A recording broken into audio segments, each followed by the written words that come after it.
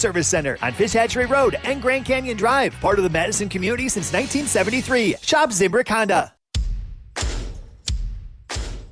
Haul away big deals this Thursday through Sunday during Fleet Farm's Truckload Savings Event. Get 40 pounds of black oil sunflower seed on sale for $12.99. Save $150 on a Blackstone 28-inch griddle, now just $249.99. Pick up 2 40-pound bags of Diamond Crystal Softener Salt for only $10. And get a 27-gallon industrial tote on sale for $6.99. Don't miss out on truckload deals. This Thursday through Sunday only at Fleet Farm. Get the beat of the Bucks straight from a fan favorite and Bucks legend. Welcome to the fantastic voyage. Marcus Johnson, the captain of this vessel. Tap into Here District with Marcus Johnson, a Bucks Plus audio production. My first mate, Chris Johnson, the only father and son tandem. Your weekly pulse on the Milwaukee Bucks and conversations with the biggest names in basketball. On this week's episode, Marcus and Chris are joined by media legend Bomani Jones to talk all things hoops. Find Here District now on Bucks.com/plus, the Bucks app, or wherever you get your podcast. The ESPN Madison Open, presented by Coors Light, is back. On Monday, August 5th, the ESPN Madison crew is packing their bags and teeing off at Bishops Bay Country Club for a day on the links. The ESPN Madison Open is benefiting Miracle League of Dane County and is brought to you by Bishops Bay Country Club, Coors Light, Zimbrick Honda, Sunday Paper, Clear Vision Pro Wash, and Bruner Realty. Thank you for making a difference in our community. After a serious accident, you'll need a winning team to protect your rights. Trust Wisconsin's own Ruger Law Offices, proud partner of your Milwaukee Brewers. One call, that's all. For official rules and more information about every contest on 100.5 ESPN, visit ESPNWisconsinContests.com. That's ESPNWisconsinContests.com. You're listening to 100.5 ESPN and the ESPN app. This is Kyle, Brust, and Nortman, brought to you by Busch Light on 100.5 ESPN, the ESPN Madison YouTube channel, and Wisconsin On Demand.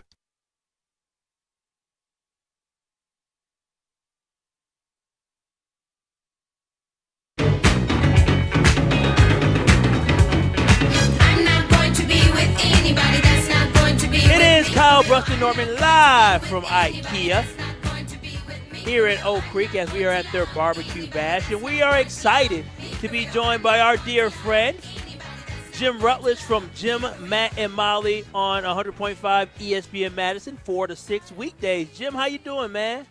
I'll be honest, I'm good. I'm a little tired. There was traffic coming back from Milwaukee. There was I don't know if it was an accident or what. Matt Hamilton, who's in here with me. We got stuck in the traffic. Jim. I caught in the same thing. Yeah. Same traffic. Brutal. So it put me home at like 10:45. Yeah. So that's usually the time. I'm usually in bed for maybe a good 15, 20 minutes already. And then, I got home. You can't just go right to sleep after driving. So then I was probably up to like 11:15. So feeling it today. Otherwise, I'm good. Jim, one of the things that Kyle and I witnessed, or at least I witnessed from the fantasy draft last night was, boy, a lot of Detroit Lions and Chicago Bears went off the board early, well before most Packer players went off the board. And I was thinking to myself, man, it's a bit of a concern for the Green Bay Packers, considering the skill positions of the other teams are so much better. How would you rank the NFC North's just skill position? So no quarterback, no O-line, just skill position. How would you rank those in the NFC North? And the follow-up would be, how much do you think that even matters? It's a good question. I think Wilde also tipped the scales away from the skill positions because he did mention that he thinks this ball will be spread around, and so I think some of it had to do with how the Packers played some last year and how maybe Jacobs and Lloyd and everything will be used. I think for proven, I think I'd have to go with the Lions. So I'm going to go with what we've seen on paper. I would go with the Lions, number one. Chicago's tricky because you haven't seen them all do it there. Cole Kmet and DJ Moore are their proven players. Cole Kmet is, probably the third best tight end in the North, but it's a heck of a group in the North as far as tight ends. DJ Moore could make a case for the second best wide receiver in the NFC North, but Keenan Allen's proven. Wait, what? Huh? What? Huh? What? Who am I missing? Did you say DJ Moore could be the second best wide receiver in the NFC North? I got everybody looking at me. It's either him or St. Brown, but like DJ Moore, go look up what he did last year. Is that a joke? Go look up what he did last year with Justin Fields. No, everybody's taking. I like DJ Moore. I think he's bona fide. The third, he's strong. Yeah, He's still strong. But it's not even close. But I'm curious what he had, as Kyle and Brad, I'm sure you did too. Everyone liked to dunk on Justin Fields. That's who was throwing the ball last year, and he put up massive numbers. So those numbers could get bigger with DJ. Rome's not proven. Keenan's proven, but not in this offense. So I guess I would actually go Detroit, Minnesota, Chicago, Green Bay. But to your other point, Brad, it doesn't matter because the Packers might have the best offensive mind and best offensive line in the group. So I think that negates some of it. Jim, you know what? That answer was fantastic except for the DJ Moore one. That was probably the most sensible I've heard you. I see a sleepy Jim as a sensible one. Well, again, if we're arguing about one spot, I still will take my DJ Moore. If we want to put him third, I won't throw a fit over it. I'm curious what he'll do with maybe, I think Caleb Williams will be better than Justin Fields. I feel very confident that year one Caleb Williams will be better than year 4 Justin Fields. I could feel that. Something else we kind of discussed today as well is the Green Bay Packers Super Bowl window. And, I mean, I want to hear your perspective. And not to be disrespectful, I mean, you cheer for a team that sucks. They haven't been very inconsistent for a while. Yeah. And Brad brings the perspective of playing in the NFL and playing on really good NFL teams. Brad believes that the Green Bay Packers must win the NFC North in order to actually be a Super Bowl contender. Where do you stand on division championships being the pathway to Super Bowls? That I don't agree with. I think in general you want to be the division champ and you don't want to be the team that has to earn their way all the way to the top. But for this part of it, if Jordan Love progresses even just a little bit by the end of this season. Now, again, I feel like my guy Caleb might be coming in a few years, but by the end of this season, if Jordan Love progresses a little bit, he'll be the best QB in the North. I think I'd still give it to Goff, but not by a wide margin. And so then all of a sudden you have the best QB in your conference, which much like having the best player in the NBA in the playoffs, if you have the best QB in the game, I think you see that play out. So, I mean, look at San Francisco. Look at, they fell short when they had to go up against Patrick Mahomes. And so, for me, the playoffs comes down to who's got the best quarterback more often than not.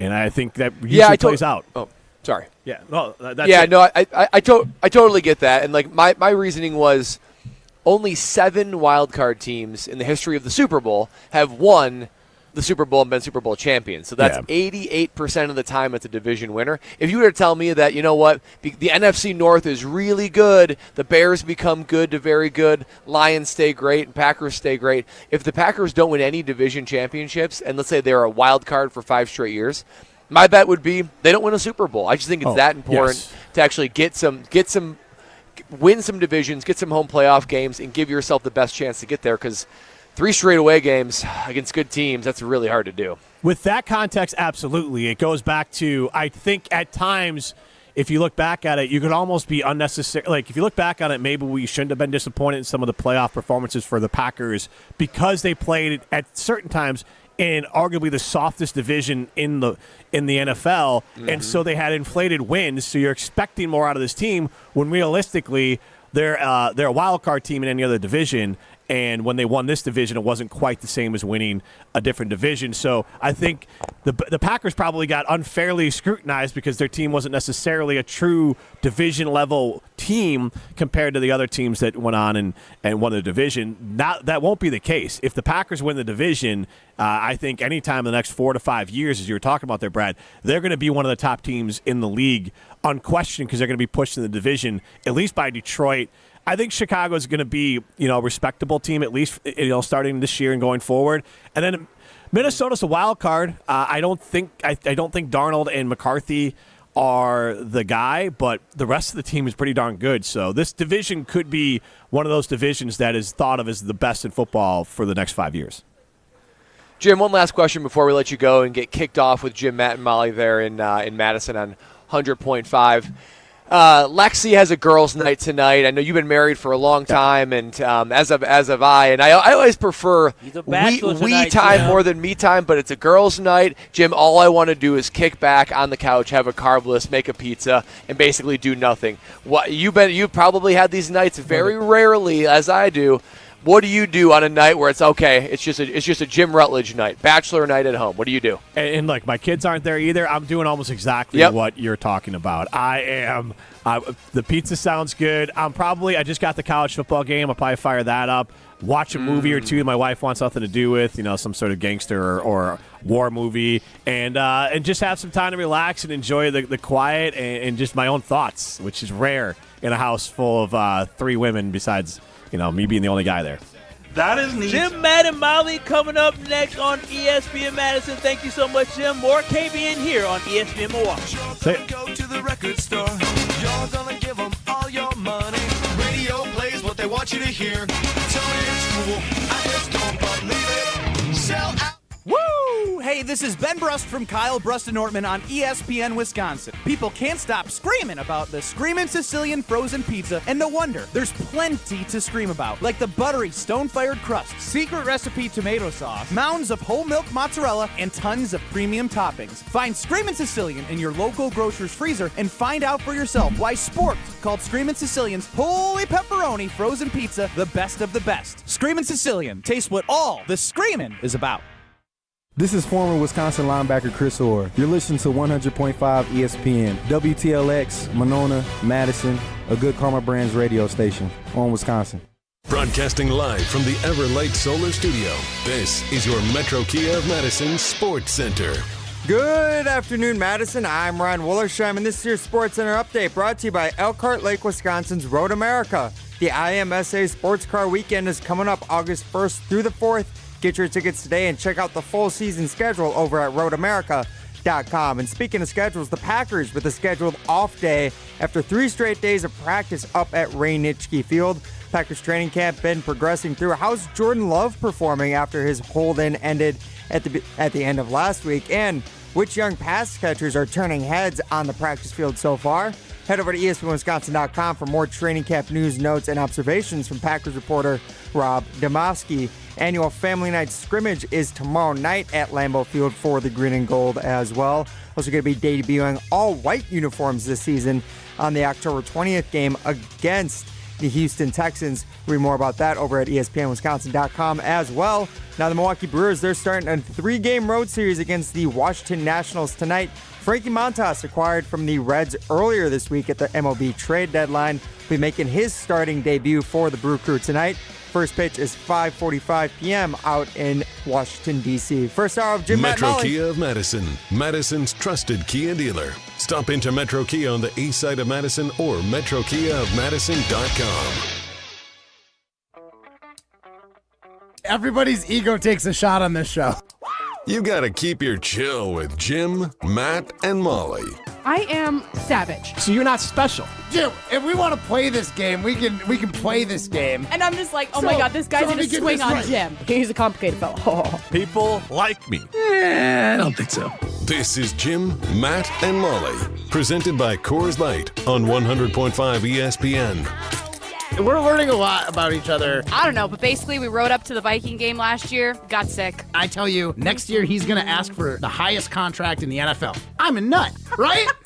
I mean, like, Matt, were you made fun of? Yeah, but Matt's cool now, though. That's cool the now. thing. You said in high school. Well, yeah, I don't know. If I went fencing and won a gold medal, it would But be there's cool. a difference between dressing up like a knight in shining armor and going poke, poke versus like soup, soup, soup, soup, soup, soup, soup. I don't know. Lovely sound effects. Broadcasting live from the Everlight Solar Studio in downtown Madison. Alongside Matt Hamilton and Molly Brown, here's Jim Rutledge.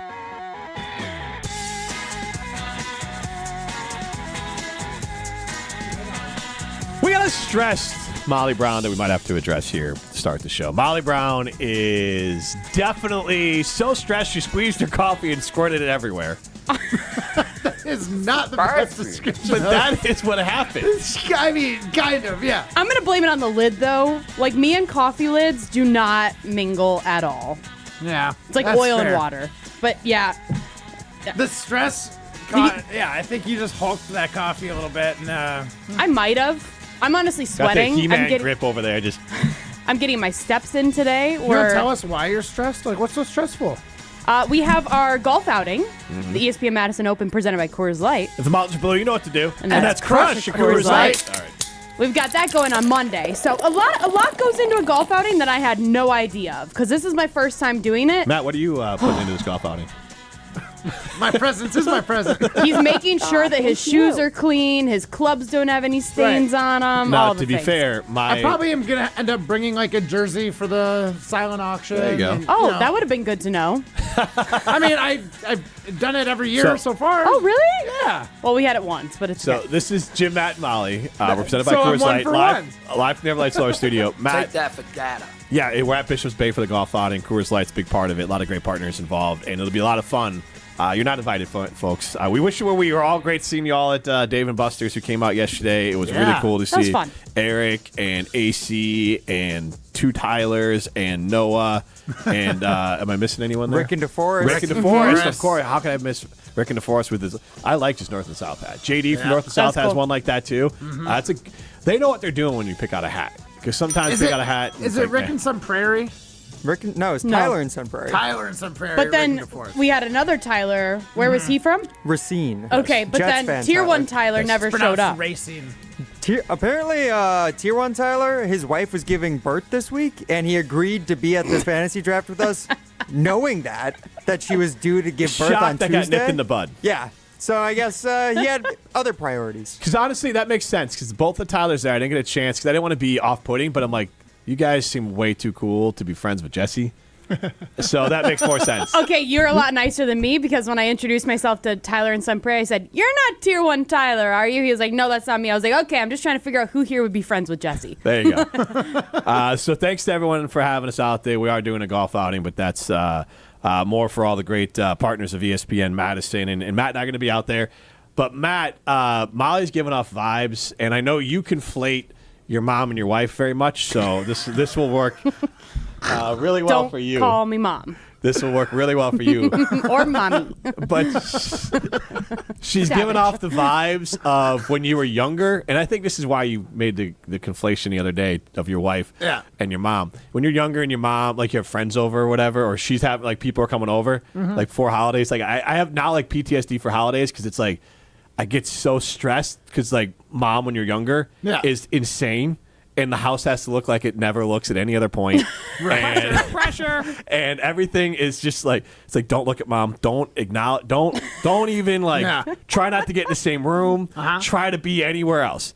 And then when you get older, Matt, the same thing happens except wife is substituted for mom. And it's the same thing. And then you try to train the kids like, ixnay on the fighting A because like, she's gonna get mad at you, then she's gonna get mad at me, and like it's a whole thing. And then I'll be mad at you. Right, yes, that's exactly what happens. Then I'll be like, what the fudge? And like it's a whole thing. Oh my gosh, I thought you were, wow, you got close. Yeah, no, that's my favorite thing at the office, or at home, and the girls love it. So I'm bringing it here to the office. Fudge? What the fudge, yep. Oh, wow. See, I've got a better analogy for you. But anyways, Molly's getting off of those vibes right now. Yeah. A little bit. I do feel that. I do feel that. I apologize that I am acting that way. Can't control it if I'm being honest. I actually feel like it's more closely related to when you're about to go on vacation, like a big vacation as a family. Like you're doing all the things. You're making sure everything's packed. You're making sure that you got the spray sunscreen. You got all the swim trunks. You got every single thing. You got the snacks in the car. You got the cooler packed. You got the diapers. You got everything. That is how I feel because I have about 50 things that are like stacked over by the door ready to go out to the cars. And it's just, there's just a million things going on right now. So that I'll feel next Friday you'll probably have me the stress of more of trying to avoid getting yelled at home because we leave Saturday morning and there's going to be, and all I do, full honesty, because I can't, like, it's one of those things where my wife wants things done a specific way, so if I try to help, I get yelled at because I'm not doing it right. Yes. Yeah. So then it's like, well, then I just won't help. It's like, why aren't you helping? Well, because I don't know how to help the way you want me to help. Yeah. So it's how it goes. That's real. It's very real. So that's how. So basically, it's like, look, I will. I'll drive. I'll load up the car. Heck, I'll pay for everything. Just don't yell at me. Like so, and it's still stressful.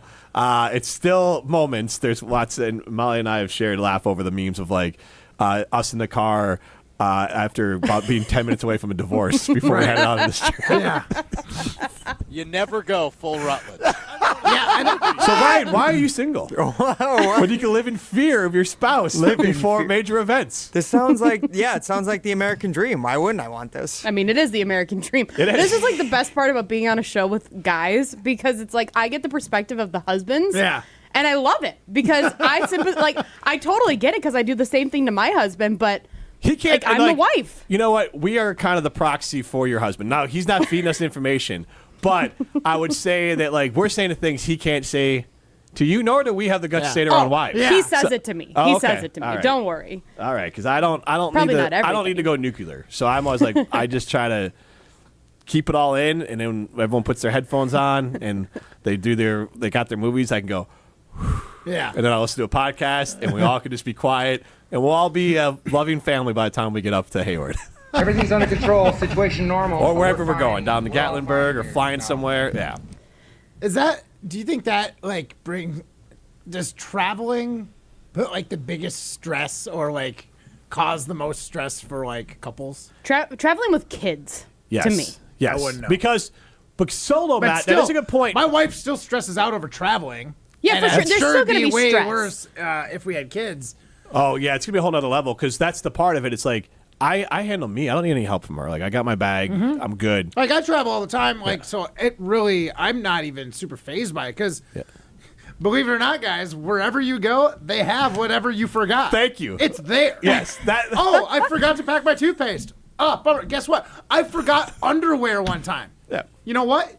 Go to a department store, get some underwear. Yeah. No big deal. Problem solved. Is it a little inconvenient because you took an extra 15, 20 minutes to go do something you didn't plan on doing? Sure. And it's extra. But literally wherever you're going, unless you are going in a bush plane to the middle of the forest in Canada or Alaska and landing in a lake in the middle of nowhere, you're gonna be around civilization. They'll have what you need. So here's the one line that I've dropped a few times that I always regret. It's we're not going to the moon, right? Right. The only things you need to remember for yourself is honestly, if you've got some sort of prescription for something, maybe bring that. That's what I panic the most about, is forgetting my contacts and my glasses. But how easy is it just to put that in your your backpack, and that's the only if it's the only thing you remember, you will have everything else wherever you're going. It's true. That's my favorite part about the camper. That's my philosophy. I'm I can't screw up. That's all I got to do is bring my contacts and my curling shoes, and you're good. Everything else, you're fine. Yeah, I can get it. That's how I sold my wife on the camper. Was camp. The part of what honestly is part of the reason why I spent all this money on the camper was it was so stressful getting everything for tent camping, the whole thing, and every time load it all up, the whole big thing. It was you can't forget this, can't forget the whole spiel. Now it's look, it's all in the camper. Not only that, they put backups in the camper. Right. And so it's I got clothes that are just in the camper. She does just too. Camper clothes? Yeah, toothbrushes, all that kind of stuff. I love that. It's all in there. That is nice because then you don't have to repack every Yeah, it's single all thing. in there. So it's just a second home. Yeah, and you just drag it wherever you're going to go. So but honestly, the big part of it was it's so much less stressful to. Now I probably match the stress in my. I have not improved dramatically in backing up the camper, and my wife doesn't help on it because she is. You want to talk about stress? Mm-hmm. She's about ready to the second she gets out, it's stressful, and so it's just both of us high stress. You ever thought about just dropping them off? Hey, we're at the front of the campground. Maybe go see what general store's looking like with the girls. And that's I'll go actually my park the move. I used to do that, and then. We stopped doing it, and I think I'm going to go back to it because I've actually been able to back it in better without her help. I could imagine. Here's the thing. I backed up a handful of trailers before. Yeah. Not a ton, not a lot, but it's not rocket science. Yeah. You screwed up once or twice. You realize how you screwed up. I know how much worse it would be if I had someone yelling at me. He's you got to turn it. Yeah, yep. It's duh. Sure. Well, the big part is she'll be trying to tell me where I can go, but half the time she's standing behind the camper, or she doesn't speak. Right. She's just waving her hands. I'm I need you to yell. I rolled down the windows for a reason. I want you to yell so I know where I'm going. I can't see where I'm going, so I cannot see where you are. I don't want to run you over If with you a camper. can't see me in the mirror, I cannot see you. Because the amount of fighting that would happen Okay, if I ran her over, semi-driver. if I It's ran her true. over with the camper, it would be next level. Sort of, she'd be pissed. So. Yeah, Just a little tap. Yeah. Then she might say something. Yeah. This is Jim, Matt, and Molly. We are presented by Coors Light. But thanks to everyone coming out to Dave and Buster's yesterday. We had a good time doing our fantasy draft. We got to figure out what sort of, since we're going to be part of the draft, as far as the three of us, and we'll see if what kind of punishment we can have. And then, you know what? I'm going to Molly's other job is marketing director, so I'm just going to say this right. Are you director of marketing, marketing director? Which one are you? It's a great question. What's the what do you difference? think? What do you think? It's the same thing, but a different wording. What do we think? Um, Director of marketing, marketing director. President of marketing? Director of I marketing. think director That's of my next marketing move. does sound better than marketing director. This is not good. I just got a notification. Microsoft Teams, your account needs desperate attention or something like that. Yeah, mine said that this morning. It's fine. Fishing, that's a hack. I wouldn't trust any of that. Thanks to you, Matt. I don't get sucked into the snacks. Yeah, I know. Oh my gosh. the snacks email. Hey, whoever's listening, let's message the if fatties. anyone sends you an email about snacks, I'm almost positive it's phishing. You're almost positive. That's the. You never know. That one time you get a text and then you'll show up and there's snacks and man, I could have had input on this. I could have asked for honestly, a really fine old cheese, an old aged cheddar. I want to circle back to that for a second here. So our work sends an exorbitant amount of phishing emails, to the point. I feel like 2 or 3 a week. I feel like I get them from Craig Karmazin all the time now. I get them from Danny Zetterman. I get them from all different people, and it's can you stop? I get texts from Craig asking me for money, so I assume those are phishing as well. Otherwise, I might be looking for a different job. But so the phishing stuff is out of control. It's to the point where I have I just say everything's phishing. If I don't know what it is, it's just all phishing. The market is phishing. I don't care. I'd rather just market as phishing because I don't want to have to fake my way through the training over and over again. But, and I mean this gently, Matt, was there a level of humiliation? Yeah. when you get asked about snacks. I mean, let's be real. And you're did you reply Doritos, please? No. No. So it was very obvious. Here's the only part, the only small little bit of grace I feel like I should get is that was from Jesse. So if anybody in this office was asking about snacks, Bobby I was Hill, like, yeah. Bobby Hill. Yeah. I think that's fair. Okay. But then what I should have realized, it was click here to vote on the snacks. It might have been you clicked it. Yeah. And then mind you guys, this was over a year ago that we did this. I have gotten multiple offers to vote on snacks since, and I have declined to every vote. time. I have declined to vote. Now I just reply with the snacks I want. So now I just reply. So this whoever's fishing me is getting some weird responses. I'm just kidding. What? Wait, when you clicked on the link, what popped up on the screen? You're an idiot. Gotcha, fatty. Yeah, exactly. You blew it. It was good one, chubby. Maybe don't think with your stomach next time.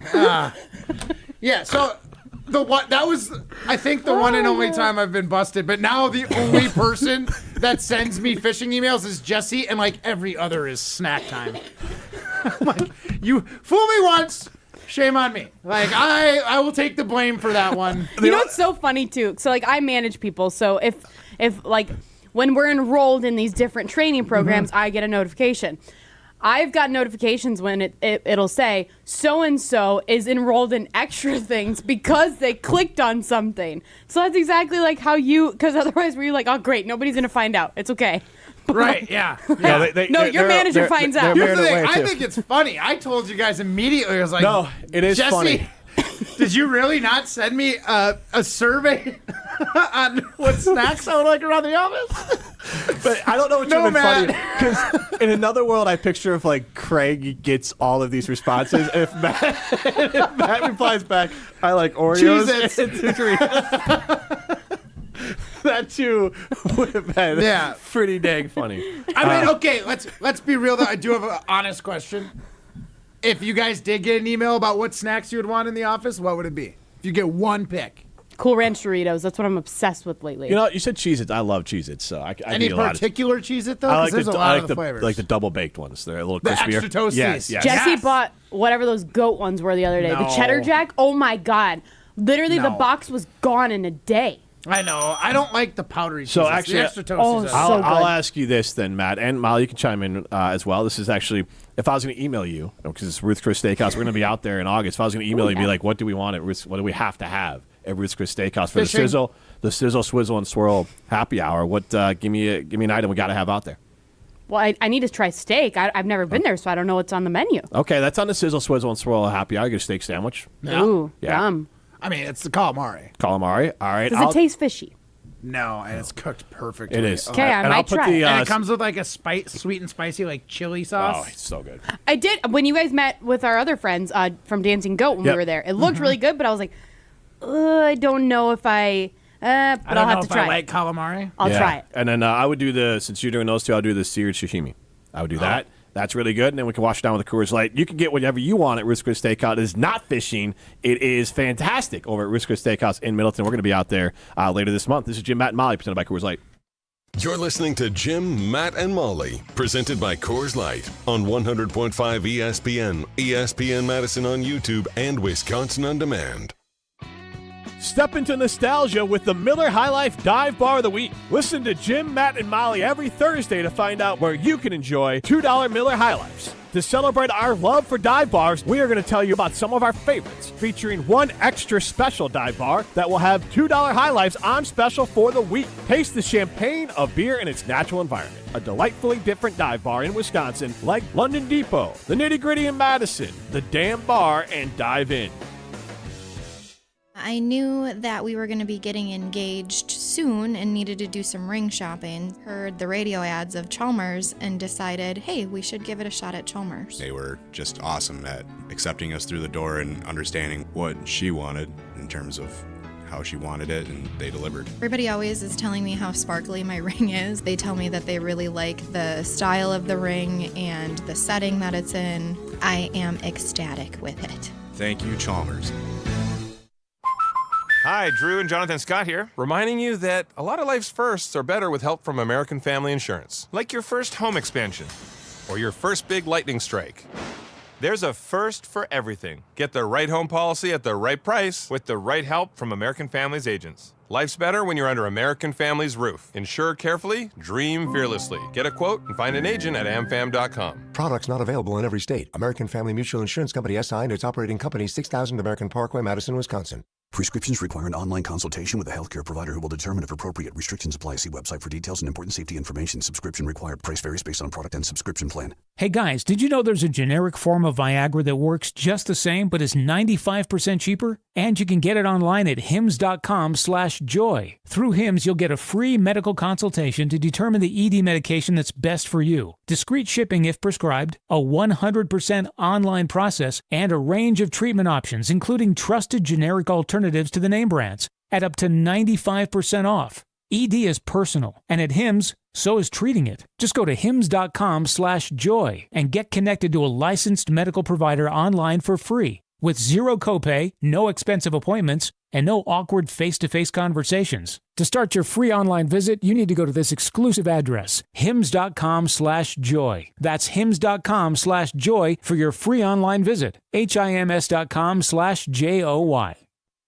You're probably being overwhelmed with information about semaglutide, the game-changing FDA-approved weight loss treatment. Jim Rutledge here. I was like you. I didn't know what it was until I saw Dr. Nessa Rodriguez at Carbon World Health. He can walk you through the benefits. He can tell you if it's right for you, and then you could come up with a plan to change your life with a workout plan and semaglutide. With that plan, I dropped from 20% body fat to 10% body fat, and I dropped over 20 pounds of fat and kept my muscle. You can do the same thing. Go see Dr. Nessa Rodriguez at Carbon World Health.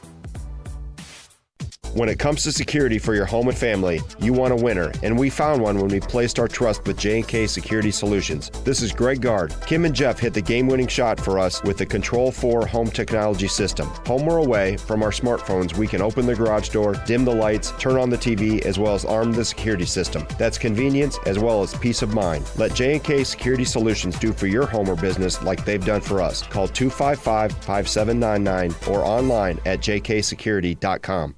Hey, it's UW Professor Hannibal Burris. You're listening to Jim, Matt, and Molly on 100.5 ESPN.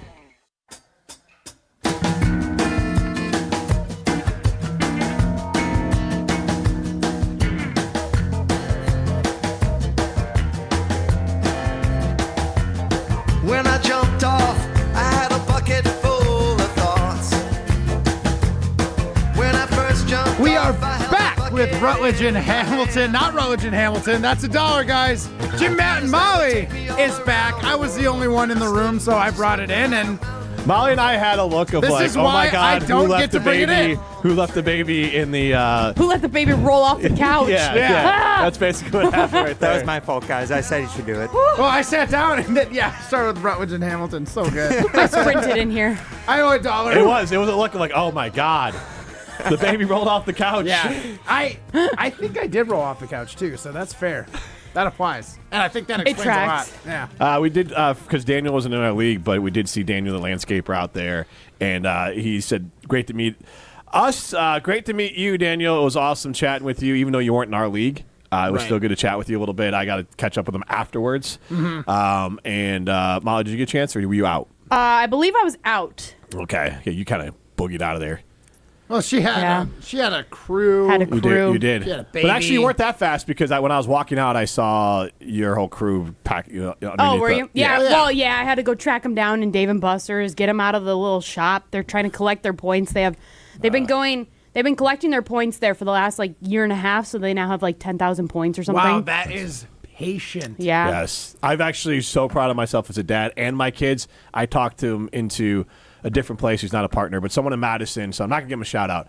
But same thing, and they had just enough for stupid, worthless tchotchkes, and I was like, how about we just hold it, and I'll take you back, and we'll just try to continue to earn some. If you go on Tuesdays at this place, you can get double points. Because we were asking, my brother and I were there, and I was like, well, has anyone ever won the PlayStation or the Xbox? Yeah, actually a decent amount because they come on Tuesdays, and they'll go play all these games and get doubled. You get double tickets or whatever. Right. That's cool. Yeah, so the people go and So do I it. guess some people look at it how many dollars am I going to have to spend to get enough tickets to get a PlayStation? You got to think you're getting entertained for it too. So if you're paying a little bit more in what it costs to get it, I think it's a good 30% markup. I'm fine with that. Right? Yeah. That makes sense. Well, so that's what my stepson Vincent was saying when we were driving home. He's like, I think I'm going to save up to get an Xbox. I'm like, you already have a PlayStation 5. What do you need an Xbox for? You barely even play your PS5. And he's like, well, but if I get it and then I can sell it, I could sell it for $400 maybe. And I'm like, I guess it probably took you $700 to get there, but sure. Yeah, but he had $700 worth of fun. And that's true. And also, it's not his $700, right? True.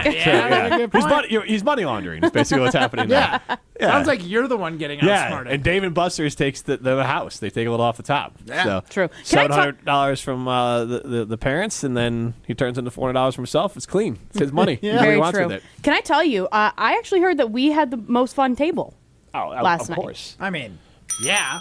Matt, I could not believe, and Jim, let me know what your thoughts are, but I could not believe. Matt's always fiddling with something. He needs something to play with. He's got his squishy football in his hand right now. Matt was locked in. If you had any question about who just got taken or what number that player was, Matt had it. 185, 189, every single time. For a you while. Were on it. And the photo is up. So if you're watching on YouTube, you can see the photo of the whole crew there. So we have... I see Luis, I see Rick in DeForest, Noah, Molly, Tyler, Maddie, then working back, Matt, AC, me, Primetime, Tyler from Racine, the Jets fan, and then also Tyler. Tyler number 3 is, I think you had him marked down there. That was not Tyler number 3. That's Tyler in Some Prairie. Tyler in Some That's the Prairie. last one. Eric in Green Bay is next to Maddie. Oh, I feel bad. Daniel Landscaper says, I actually did tell Molly to have a good night as she was heading out the door. Basically ignored me. LOL, JK, it's fine. She's busy and other things on her mind. I am sorry. I am basically, like Jim was saying, I am a mom preparing for a vacation, preparing for the holidays. And I will say apologize. this. Yeah. And, And sometimes when I'm leaving the studio after doing a 2-hour show with Molly, I'll say bye, and it's kind of the same reaction. So pulling back the curtain That's a completely. lie. It's and fair. Then I want to get to the. Then I want to get to the Now I feel Badgers. bad. But I want to pull back. We actually have Evan Cohen coming up, so we can tie in the Badgers to that. But pulling back the curtain completely, Matt, you are a bona fide like Madison area celebrity. Like you are. I mean, you're a celebrity on but like in the Madison and Wisconsin area, you are recognized more than probably. Like if you're in like Texas, Right. Okay. Yes. So that's what I mean. It's like here you are like you joke you're like I am my D-list. biggest celebrity in Wisconsin. But, Yes. like in Madison, you are an A list, and in Wisconsin, you're probably an A- B+ list guy. Like you're going to be recognized to the level of like Tausch's recognized. You also have a look, and so Yeah, okay. my point being is you are used to, and you also soak it up being Matt Hamilton, Right. And people Yeah. are excited to see you sign an autograph for AC and Tosa. You got a shout out from Wildy during the Chalk Talk. And Took some Both of you photos. did. Took some I photos. did later on as well. Yeah, you took some photos. Yeah. But you're Matt Hamilton, so you're used to it. Yeah. I have been doing radio 17 years. I'm still always blown away anyone that ever wants to talk to me in person because I'm always like, I'm just like it's usually just the three of us. I kind of forget people are listening. I'm always flattered because it's super cool that people are listening and they want to say hello. But I always remember now when I'm at an event like that, just treat it like I'm a host of a party. Right. So I go up and introduce myself because otherwise I wouldn't introduce myself because I'm like I'm a nobody who cares. But I'm Right. like, okay, they came to this thing. I should go by and introduce myself. But Molly is brand new to this. And so we were sitting down talking to Maddie, and I tapped Molly on the shoulder. I'm like, hey, go say hi to everyone. Because she's not, you're not used to it. you're the one everyone Fair. wanted to see, and you're not used to it at all. Right. No, But Matt not and at I are all. old news. So everyone was like, I also think that Matt still trumps me on that list, but yes, I was very bad. Next time I will be you right were on bad. it. But it was more of like, you're getting used to it. Yeah. So It's like, Definitely a learning man- curve too when Yeah. you do events like that. Like I remember the first time that I did anything like after gold medal, and I'm super social, right? Big Yeah. social butterfly. I have no problem meeting new people, but to like what Jim said, being like the host of the party, even though we weren't, like kind of going out there and being the outgoing one to take the initiative. Totally a little different than how you would normally like treat a situation like that. So yeah, it's a learning curve. You'll get there though. Like, and again, like with you kind of being like the star, we're all three stars, but you're the one who's got You're the shiniest star right now. Yeah, you're shiny and new. You've got the new perspective that we don't have. Like right now, you're gonna have to get used to being the star. Yeah. Okay. And you're gonna I'll have get used to. to it. You're gonna have to be a little. Be the one. It'll be fine. The initiator, the outgoing one. If I had my hair down right now, I would.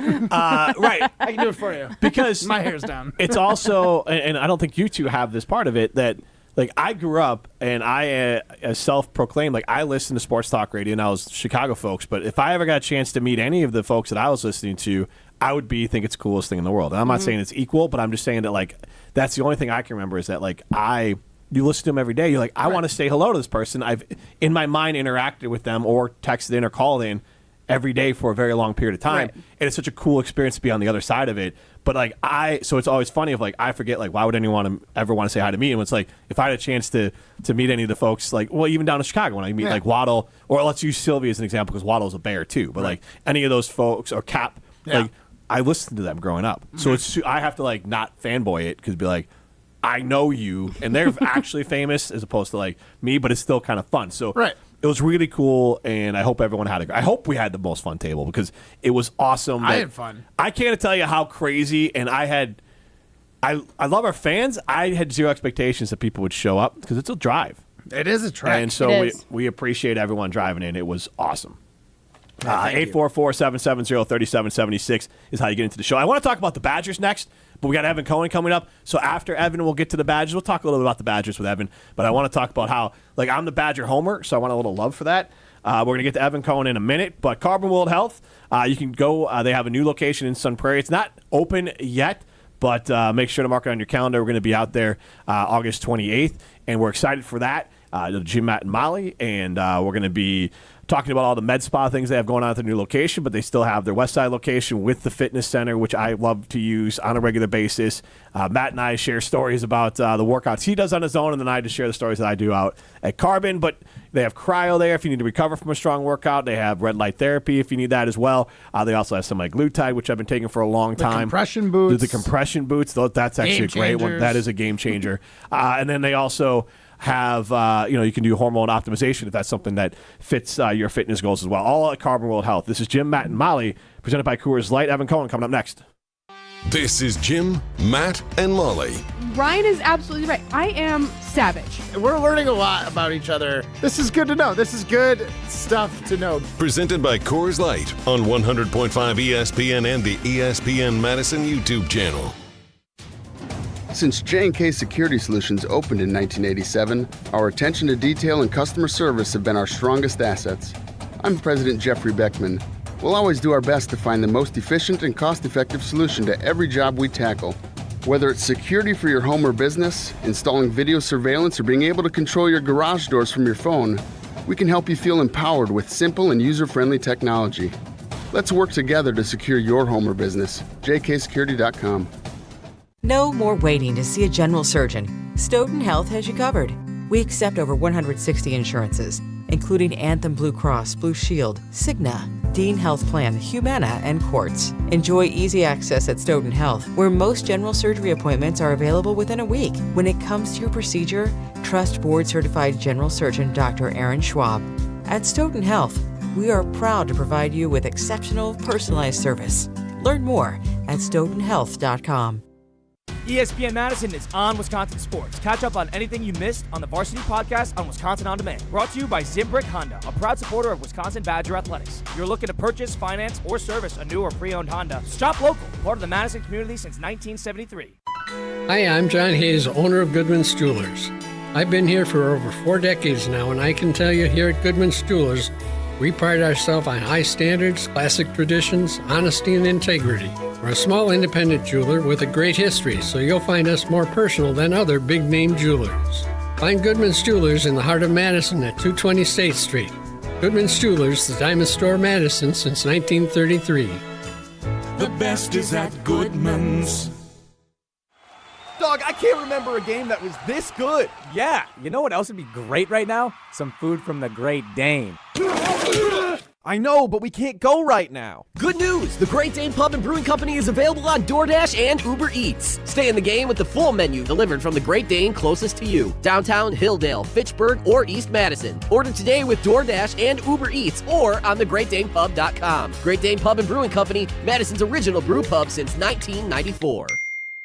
Matt Hamilton here to tell you about my friends at Revive Restoration. Nobody plans for accidents to happen, but when they do, you can count on Revive to be professional, efficient, and detail-oriented as they make things right again. Revive Restoration. Get the beat of the Bucks straight from a fan favorite and Bucks legend. Welcome to the fantastic voyage. Marcus Johnson, the captain of this vessel. Tap into Here District with Marcus Johnson, a Bucks Plus audio production. My first mate, Chris Johnson, the only father and son tandem. Your weekly pulse on the Milwaukee Bucks and conversations with the biggest names in basketball. On this week's episode, Marcus and Chris are joined by media legend Bomani Jones to talk all things hoops. Find Here District now on Bucks.com/plus, the Bucks app, or wherever you get your podcast. Stoughton Health, in collaboration with patient and family advisors, seeks to advance the healthcare experience at Stoughton Health by providing a forum for past patients and families to provide feedback on a variety of healthcare and other related topics. Advisors offer constructive feedback on their personal journey at Stoughton Health, helping to elevate the patient experience and increase satisfaction. Interested? Please call Amy at 608-873-2308. Welcome back to Jim, Matt, and Molly, presented by Coors Light on 100.5 ESPN. Also brought to you by J&K Security Solutions. Searching for a sound we hadn't heard before, and it said, welcome to New York. It's been waiting for you. Welcome to New York. Welcome to New York. Welcome to New York. It's been waiting That is Evan Cohen's theme music here. Shout out to Primetime Wollersheim for putting that together. This is Jim, Matt, and Molly. We are presented by Coors Light. We're live from the Everlight Solar Studio. And Evan's name came up yesterday when we were on remote at Dave & Buster's, and AC and Tosa mentioned that normally he doesn't listen to national radio, but he listens to us on the 2 days a week that he's in Sun Prairie, and he heard us with Evan, and Evan being a UW-Madison grad and fan, gets him to listen to Unsportsmanlike on his way in when he flips over from Jen, Gabe, and Chewy into the Madison area. He flips on Unsportsmanlike. So now we have Evan Cohen. Evan. You're welcome. Yes, we brought you a fan. You're welcome for it. Well, thank you. I appreciate it. That's great to hear. And it's great that you're – see, that's the thing. I think we need to be conscious of reminding people that, yes, I am a UW-Madison grad. Or what did you call the school that I went to, Jim? I don't know. Something not correct is what I called it. It's like Madison University. Yeah, Madison University. Yeah, I think you're right, Matt. I think it's Madison University. That's close, Jim. Hey, this guy, you're close. Yeah. That's your whole life. Curling's just about getting close, right? I mean, that's kind of that. Yeah, that's the best part of the game. It doesn't have. Yeah, you don't have to be perfect. Well, thank goodness for that, Matt Hamilton. Evan, with the we've been kind of pushing a little bit, and I've liked it. Your take, and I wanted to get more into it because I've kind of taken it further, and I feel like maybe some Packer fans are with it, some aren't. But earlier this week, you kind of mentioned that basically you have to, in today's NFL, win on a QB, a quarterback on a rookie QB scale, or have a Hall of Fame level QB. And I said, if we're going under those standards, this year is the best chance for the Green Bay Packers to win a Super Bowl with Jordan Love, because it's more likely that the Packers could win a Super Bowl this year with Jordan Love than the odds that Jordan Love will become a Hall of Fame quarterback.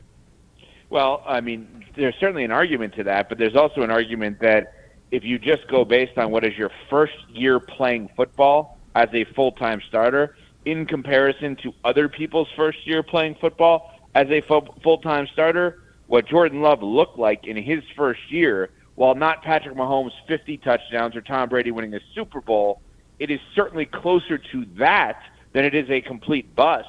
So while I'm not ready to say he's going to be a Hall of Famer, if you told me Jordan Love had a great career in Green Bay and became a Hall of Famer, it's not like that's some ridiculous, absurd statement considering what we've seen. And he also did it the right way, or they did it the right way with him, which I love when QBs sit. I do not want my quarterback, I don't care how good he is or how much you need him, playing right away. I think the idea of sitting, if you list off some of the best quarterbacks in the league, go for it. List off some of the best quarterbacks in the league. We'll play this game for a second. Well, I can list off. Justin Herbert's pretty good. He started as a rookie. C.J. Stroud. Yeah, but what's Justin Herbert done? I mean, his Justin coaching. Herbert and C.J. Stroud have not done anything relative to the winning that I'm talking Well, about. they went to bad teams to Josh start. Allen. And C.J. Stroud has won. I mean, to your point of those guys came in right away, started, and were better in year one as rookies than Jordan Love. Justin Herbert was not the starter right away. You should You're look right. that up. Tyrod Taylor got hurt. Tyrod Taylor was, and then they stabbed him. Yes, that's true. Yes. The team doctor. No, that's not a joke. The You're team right. doctor literally stabbed him in the wrong spot. Mhm. So another horrible example from Jim. But if you look at Mahomes, Mahomes sat for a year. Rodgers obviously sat. Brady We're talking about sat. some of the Brady sat. Russell Wilson was not supposed to be the starter, as we know. Matt Flynn was, so he didn't even go in there as a starter. Dak was not supposed to be the starter right away. Jalen Hurts didn't start right away. Burrow did, so he's a bad example for this, right? I'm just thinking of Josh Allen. Started Did Josh right Allen away. come off he started right away? think. But the point that I'm making is Jordan Love has all of the makings of potentially being that guy that could potentially be a Hall of Fame caliber quarterback. While I'm not saying that yet, I understand the argument that, sure, this is the year that the Packers have the best chance because this is the final year that he is in his rookie deal. No question about that. But I believe the Green Bay Packers are the best general manager in the sport, Brian Gutekunst. I believe that they are built better for the next 5 years than maybe any team outside of Kansas City in the league, simply because everybody's on the same timeline. And that doesn't happen normally. They are so well built. They have done such a good job post-Rodgers. And I just love everything that they're doing right now. So, Evan, as Packer fans, how high should our expectations be? Should they be reaching a Super Bowl? Should they be NFC Championship? Should they be making the playoffs? Where should they lie? Well, I think, NFC Championship game is a fair one, right? I mean, they were there. Mm-hmm. They were right there, last year, in terms of almost getting there and doing what they did, obviously, and they should be better this year. Doesn't mean they're going to be. I think you start with a better record in the regular season, right? Their record in the regular season last year was 9-8. Mm-hmm. Yep. Right? So a better regular season record is where you start, so 10 or 11 wins. Hard division, no question about that. And I think the goal should be NFC Championship game at least. It doesn't mean you're going to get there, but, like, is that crazy of a statement? If I told you the Green Bay Packers won 11 games this year and made it to the NFC Championship game, that's not like some wild statement that anybody's making. That's crazy because, like, literally, if you'd have told me that 1 year ago exactly today and said in 2 years Packers are going to have 11 wins and be in an NFC Championship game, I'd be like, I don't know, man. Jordan Love, haven't seen much of him. What we have seen has not been great. And then, you know, even if you go 6 weeks into last season and you say that, I might think you're even more crazy. And then literally 9 months after that, he's the highest paid quarterback in the NFL. So, like, this whole roller coaster of Jordan Love post-Rodgers era in Green Bay has kind of been pretty wild. You know what's amazing? If you think, I've been on a kick recently about the 2018-19 AFC Championship game in New England and Kansas City. I think if you think back the last 20 years or so in the NFL, that's the most important game, arguably, in the history, or in the last 20 years of the NFL. And the reason I say that is because it was the end of one dynasty and the beginning of the other. And even though New England actually won that game, that was the last memorable night, even though they won the Super Bowl after that, of the Brady-Belichick era. It was one of the great games I've ever seen in my life. And the fact that Mahomes hung with him was so unbelievably important. I say that to say this. That Packers-Chiefs game where Love played, and the reason Love played, because of Rodgers and COVID and how bad Love was in that game and his mom sitting in the last row, we may look back at that game and think about that game as a level of significance we didn't think about at the time, because I just don't know that we were right to make any judgments on Jordan Love in that moment, and injuries, COVID, whatever it was with Rodgers. Like, that's kind of where it all started to end, I guess, with Green Bay and Rodgers in that year, and then everything and who he became and all that stuff. Everything you're saying is fair, but I think some of the negative around Love we should probably eliminate and see what happens this year.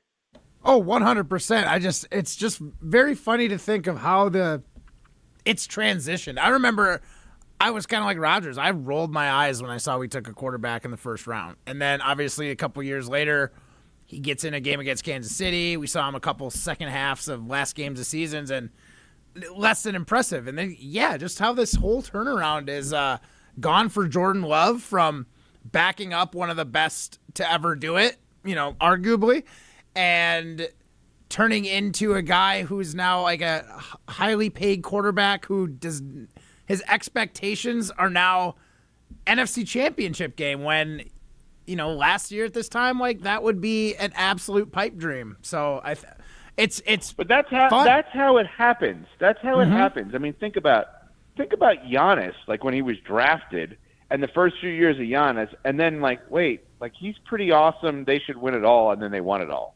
And now it's like, oh, if they don't get to the Eastern Conference Finals or win it all, like, it's not as good of a year, right? And that's I don't think there's like too many unrealistic expectations with this team, unless you think that the Packers should win the Super Bowl every single year. That's not logical. Everyone is young, and their general manager has done such a phenomenal job that why would you not think he's going to continue to bring in more and more talent? Yeah, you're absolutely right. I mean, if anything, I'm sitting here eating crow because I thought Goody was kind of a fool. I thought Jordan Love wasn't going to be it. I was a little bit of a Rodgers stan, so I was like, you pissed off the best quarterback we've ever seen in Green Bay, and I know exactly what I said, and I stand by it. It's kind of a roller coaster. Sports is a roller coaster. Matt, let me ask you a question. Matt, let me ask you a question. Yeah. Let me ask you a question on what you just said. No, I have a serious question. Mm-hmm. If Aaron Rodgers is the best quarterback you've ever seen in Green Bay, did he underachieve? Yeah. I don't necessarily. It's not all on him, but yeah, he definitely underachieved. Now, do I think that there could have been some pieces around him that obviously isn't his fault, and he maybe didn't have to be such a diva sometimes, and maybe he'd have a little more respect? Like, I think there's some blame to go around, but he certainly underachieved. We're talking with Evan Cohen from Unsportsmanlike. Evan mentioned earlier, Goody, best GM in football. Do you agree with that? Because obviously Goody got blood on his hands for how the whole Rodgers thing ended, and maybe not building a team around Rodgers. Well, a little bit of blood. I on want his Matt. hands. Wait. Hold on, Jim. Hold on a second. Blood on his hands. He's wearing Prada gloves, in my opinion. What are we talking about? Well, blood on his hands. He handled it perfectly. Yeah, at the time, though. Or you could have not drafted Jordan Love and won a Super Bowl with better players. No, Potentially. You don't know that for sure. Based on what? It's still more Based likely on to what? happen than Jordan Love winning a Super Bowl now. Based on what? No. This is where I'm going to go crazy now. Yes. Based on what? You're talking about one of the great individual talents of all time who's not even remotely one of the great winners of all time.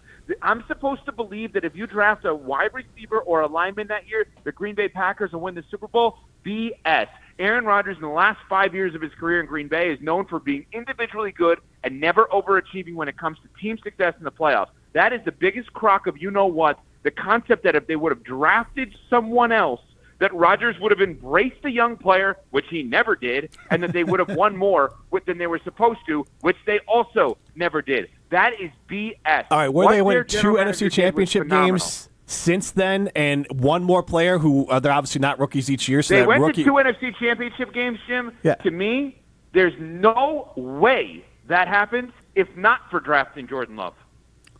All right, well, so because you saying, say that that lit the fire under Aaron Rodgers' 100%. booty.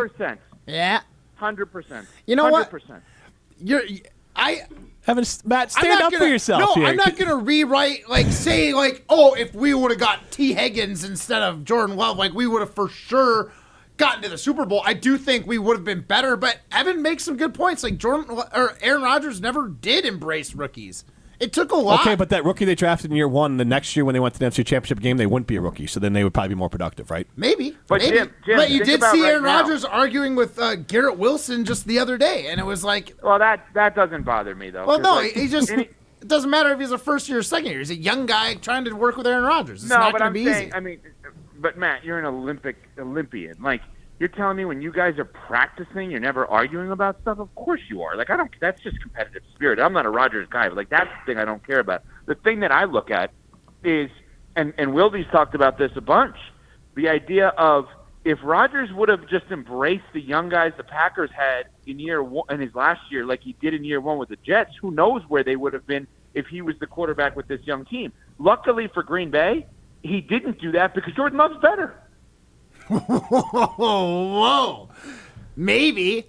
I won't say he's not, but right now at this moment in time, you're crazy, Evan. You think that Aaron Rodgers is better at for football. A football team at the quarterback at football? No. Oh, I'm sorry. Okay. Better at being on the field with a young team currently right now Jordan Love, yes, he is better for the Packers than Aaron Rodgers is. Is Jordan Love better than Aaron Rodgers at football? No. Are we sure about that? Yeah. Until Jordan Love puts an entire season together of good football, it's got to be Aaron Rodgers right now. Okay, well, you know what? I'd rather have Jordan Love's kind of up and down regular season with his postseason than Aaron Rodgers' great regular season with his up and down postseason. You know what? I don't totally disagree with you, but Jordan Love still he's 1-1 in the playoffs. He's not like he's I know, a world but Aaron beater. Rodgers postseason, no thanks. I'm cool. Yeah, other options? Yeah, at this point, I do agree with you. I would not take Aaron Rodgers first overall in my draft for a postseason fantasy football because he'd be done pretty early. So that's right, fair. and they don't score much in the postseason. What was the score of the Tampa game? What was the score of the Niners game? The Niners game was low. The Tampa game was respectable. Okay, well, the Niners game was what, 13-10, something like yeah, that? something brutal like that. Yep. That was bad. Ended by Robbie Gold. Gold. The defense. Yeah, let's blame the defense. Special teams, actually. Blocked punt. Are you kidding me? You can't even give your punter enough time to get rid of the ball? Always somebody else's fault. Yeah. Not Rodgers. But Jim, wasn't Rodgers. Yeah, no, never was. Jim, to answer your original question, is there an argument that this is the best chance Green Bay has to win it all with Jordan Love on this specific deal? Sure, you can make that argument. Absolutely. Do I think that Jordan Love will end up trending towards greatness? I do, right? Because, do you think the Bills have a chance to win the Super Bowl this year? Absolutely. Yeah, and Josh Allen's not a Hall of Famer yet, and I agree with you. I actually think they're going to be better this year than they were last year. But even though people disagree with that, but he's not a Hall of Famer yet. Like there are what, five, in my opinion, 5 active quarterbacks that are Hall of Famers in the league right now: in Mahomes, Lamar Jackson, Matthew Stafford, Russell Wilson, and Rodgers. And people think that my Russell Wilson take is crazy. I don't. I think if you look at his resume, he's freaking awesome. So there can be guys that are trending towards that you have that belief in, and I think Love would be that. So, Evan, I want to ask you, because we're going to go into this next, and as much as you guys stand for the Packers on the show, I am standing for the Badgers, and I have been called kind of a lunatic here. I honestly think, because Luke Fickell went from 4 to 11 wins with Cincinnati after year 1 to year 2, and I know that, yes, it's a Big Ten, and there's a lot of great teams in it, but also you have a easier base to build from with the Badgers than you did with Cincinnati. I think the Badgers, including the bowl game, will win 10 football games this year. How many games do you think the Badgers will win this year, including a bowl game? Yeah, let's not overthink this, because was Desmond Ridder his quarterback from year 1 to year 2? Yes. Okay, so that guy's in the NFL, right? Yeah. Not good NFL player, but he's in the NFL. He's with the Arizona Cardinals. Double check on the Cincinnati. Yeah, Ryan's looking it up. Yeah. Let's not overthink this. Can you make a big jump in wins? Yeah. What do you have to have? Great quarterback play. What do the Badgers have a chance of having? Great quarterback play. I've watched Tyler Van Dyke. He can be really good. If Tyler Van Dyke was allowed to come out after his first year at Miami, he would have been a first or second round pick. Really? This guy... Yes. Oh, my God. Yes. Wow. I haven't done any research into the offense he ran at Miami is shocked, in that great year. The offense he ran at Miami is very similar to the offense that he's running now in Wisconsin. I also don't follow him not at all. I'm not even going to say very closely. No, why is he coming to Wisconsin? Why did he leave Miami? That's a very fair and good question, right? Because he's not following a coach like Caleb Williams, right? Oklahoma to USC. He's not getting some enormous, like, oh my God, he's getting $5 million Shedeur Sanders or whatever. You know what I mean? Like, it's not that. It just got stale for some reason in Miami, and I just wasn't working with Coach Cristobal, who I do believe is a very good coach. Jim is familiar with him from his days in Florida. Like, that guy can coach, right? I think there is a chance that Tyler Van Dyke may be the best Badger quarterback in a long time if they shape this offense towards him, which I think they will. Like, this is a guy that people thought was going to be a top 2, worst-case scenario, 3-round NFL pick at the quarterback position. Like, he's legit, or has been legit, I should say. So if he can be the guy that we saw early at UM, like, yeah, Jim's not wrong. That's how you make the jump, is just being really good at quarterback. So what's your prediction for how many wins that they have this season? Also, I didn't realize Jim said 10, including a bowl game. I didn't realize we were including bowl games in this, so my number does not reflect that. 6, so 6 to 7, because you had 6 as your number. I had 6 that they're going to win for the regular season. Okay, because I just think that their schedule's hard. What was their number last year? What was the number last year again? 7. 7. Yeah, give me 9. I'm fine with 9. 2-game improvement. Why not? Yeah, I mean, Alabama's not going to be easy, obviously, right? Mm-hmm. Like, Big Ten is not easy in general. Right. Yeah, why not 9? Why not? USC, Oregon. So I'll share. Are we talking this. New Big Ten not easy or old Big Ten? I'll share this with you. What would you think about 58% completion percentage, 3,500 yards, 28 touchdowns, 14 interceptions coming in? Because that was thanks so much for sharing that with us. That was so sweet of you. That was Russell Wilson coming in from Wisconsin. Coming in from NC State to Wisconsin. Okay. And obviously he had a massive season. But those numbers are obviously Van Dyke's. I mean, his freshman year were great. But what was his first year as a starter at Miami, Jim? What were the numbers? Well, you share that with us, Jim. Yeah. Well, yeah, I will get that for you guys. Sweet again. Yeah. What a setup. I'm going to share this with you. I thought he was going to say something personal, like about his family. He gave us Russell Wilson stats at NC State. Oh, sorry about that. I don't like to jump in with stats and then throw people off at it. So his first season, it would have been. You're going to throw me off, Jim? Remember, he's a Boca Raton University grad.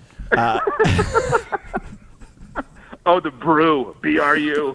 Speaking of Evan, we had a caller text in. He says, from Dave in Deerfield. He says, Molly, ask Evan which school is more known, Madison University or Florida Atlantic?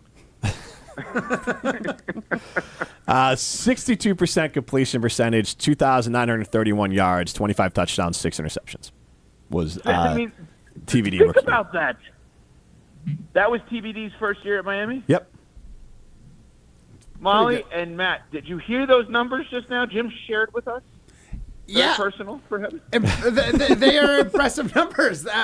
The problem, or not the problem, but like I'm still, and I know, this is Fickle's second year, I'm still thinking Badgers smash mouth football. Even when Russell was here, we established the run game. But that's not this. That's what made him so dangerous. So like I but still it's not like you can't. You're not prevented from running because you have a good quarterback. Oh no, totally, also for sure. It's hard for me to like wrap my head around what this new football scheme that the Badgers have going is. But the Badgers' top 2 running back, Malusi missed most of the year. Right. Braylon Allen was dinged most of the year, right? And missed games. And Mordecai, their starting quarterback, also missed about 4 or 5 games. So that right there could have taken their wins from 7 to 9. Right. So now we're maybe looking for a jump from 9 to 11. But they're also not playing the same opponents that they played last year. Their schedule last year was easier than it is this year. Bama with no Saban? I mean, it's still Bama. It's going to be tough. tough. Do you realize how good Kalen DeBoer is? No, you can't do that. Yeah. You can't do that. No, that's my upset pick. At Wisconsin, it'll be their first real challenge. The coach won't be ready. The Badgers can give them more than they want. Kalen DeBoer is not going to be ready. I'm saying that's my prediction. pick. That's my pick. Jim, I was so with you on everything you were saying until you just went there. I'm excited. This is not a coach who's never been somewhere. I'm He's excited. Indiana and Washington. I understand, but this team with him as the coach, this is it. Luke Fickell can do this. Like, this is the one. I'm not saying they win. I'm just saying they're going to give them a run for their money, and they're going to pull off an upset, whether it's Oregon or USC. Didn't you just say that they were going to win? No, that's his prediction. If they're going to win one of those gotcha. games that there's going to be big dogs, and they're going to win one of them. Alabama is on the table to win. That's my take. All right, so wait, just throwing this one out there. Yeah. If Jim and I are right about Tyler Van Dyke, he then becomes the best Wisconsin quarterback since who? Russ? Yeah, since Russ. Brust? Ben Brust? No, Russ. Russell. Oh, Russ. Yes. Russell Wilson. They're personal friends with him. That's why they call him Russ. Hey, I've done events with Russ. He definitely doesn't know who I am. It's cool. I was at an event. I'll give you this story.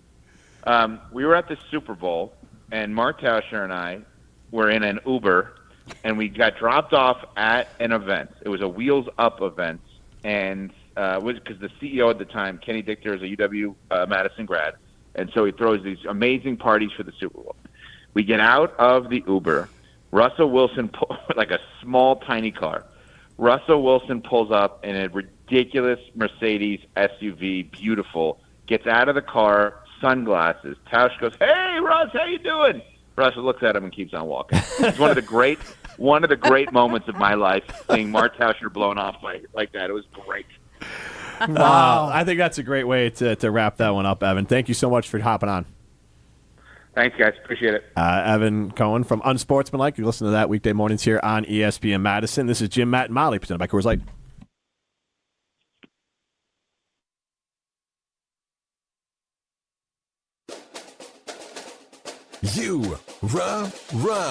Pella Windows and Doors of Wisconsin present your Badger Minute. This Badger Minute brought to you by Starion Bank with 3 Madison area locations in Middleton, Sun Prairie, and Monona. Starion Bank is here investing in your community. Start your experience by going to starionbank.com. Member FDIC. With your Badger Minute, I'm Hunter Vaughn. Offensive coordinator Phil Longo spoke to the media on Monday, and he was happy with the momentum the team began to build to finish off last season. To win in overtime against Nebraska and to beat Minnesota at Minnesota, and then to perform the way we did at LSU, we created some momentum there, and I thought it was the 3 games in the 3 weeks where I felt like I saw our guys playing instinctively. Order today from Pella Windows and Doors of Wisconsin and pay as low as $18 per window and $81 per patio door per month. Visit PellaWI.com. If you're looking for a special piece of jewelry for any occasion, Condon Jewelers is always there for you. Condon Jewelers has the best selection of jewelry you'll ever find and guaranteed to have the lowest prices in the Madison area. Free shipping is always available. Visit CondonJeweler.com or call 241-3406 and ask for Jim, the owner, who's at the store every day. Shop locally.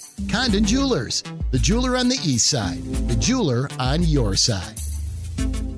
Hey, it's Kelly Sheffield, Wisconsin Badgers volleyball head coach. You're listening to 100.5 ESPN WTLX Monona, Madison, a Good Karma Brands radio station. Broadcasting live from the Everlight Solar Studio, this is your Metro Kia of Madison Sports Center. Good afternoon, Madison. I'm Ryan Wollersheim, and this is your Sports Center update brought to you by Wisconsin Badgers Volleyball on 100.5 ESPN. From the season opener August 27th to the NCAA tournament, catch every thrilling match all season long right here on 100.5 ESPN. And before Badgers Volleyball starts up, Badgers Football training camp currently going on at UW-Platteville this week. Reports indicate that the team's defense is still a step ahead of the offense, but here at Evan Cohen and Jim Rutledge just gushing about their potential starting quarterback Tyler Van Dyke, the Miami transfer. However, he's apparently still locked in a quarterback battle with the last year's partial starter, Braden Locke. Make sure to head over to ESPNWisconsin.com for more news, notes, and updates about the Badgers football team heading into year 2 of Luke Fickell. Meanwhile, the Milwaukee Brewers, they're starting a 3-game road series against the Nationals tonight. New starting pitcher Frankie Montas, acquired from the division rival Reds earlier this week at the trade deadline, will be making his first start for the Brew Crew. That first pitch is at 5:45 p.m. Central Time from the nation's capital. And starting right here for the final hour of the week, it's Jim, Matt, and Molly coming right at you. Metro Kia of Madison, Madison's trusted Kia dealer. Stop into Metro Kia on the east side of Madison or metrokiaofmadison.com. Everybody's ego takes a shot on this show. You gotta keep your chill with Jim, Matt, and Molly. I am savage. So you're not special. Jim, if we want to play this game, we can play this game. And I'm just like, oh my God, this guy's gonna swing on Jim. He's a complicated fellow. Oh. People like me. I don't think so. This is Jim, Matt, and Molly. Presented by Coors Light on 100.5 ESPN. You almost have to have a rhythm to it. What? We're learning a lot about each other. Your bucket is filled with attention. Yeah. My bucket is filled with conflict. Both of you are insane animals. Like, I would never want as much attention as you thrive on, and I would never want as much confrontation because confrontation makes me sweat. My hands are sweating thinking about it. I can't. You guys are weird. That's the lifeblood. Like, what are we living for if we're not out here having conversations? Not out here trying to prove others wrong. But also, I don't take it personal. Broadcasting live from the Everlight Solar Studio in downtown Madison. Alongside Matt Hamilton and Molly Brown, here's Jim Rutledge.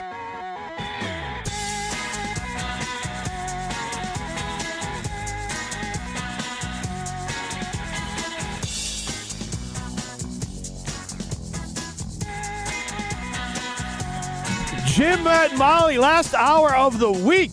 Live from the Everlight Solar Studio, we are presented by Coors Light. The mountains are blue. You know what to do. And that's crush a Coors Light. So I want to ask this to our audience, and I'll allow the two of you to change your vote.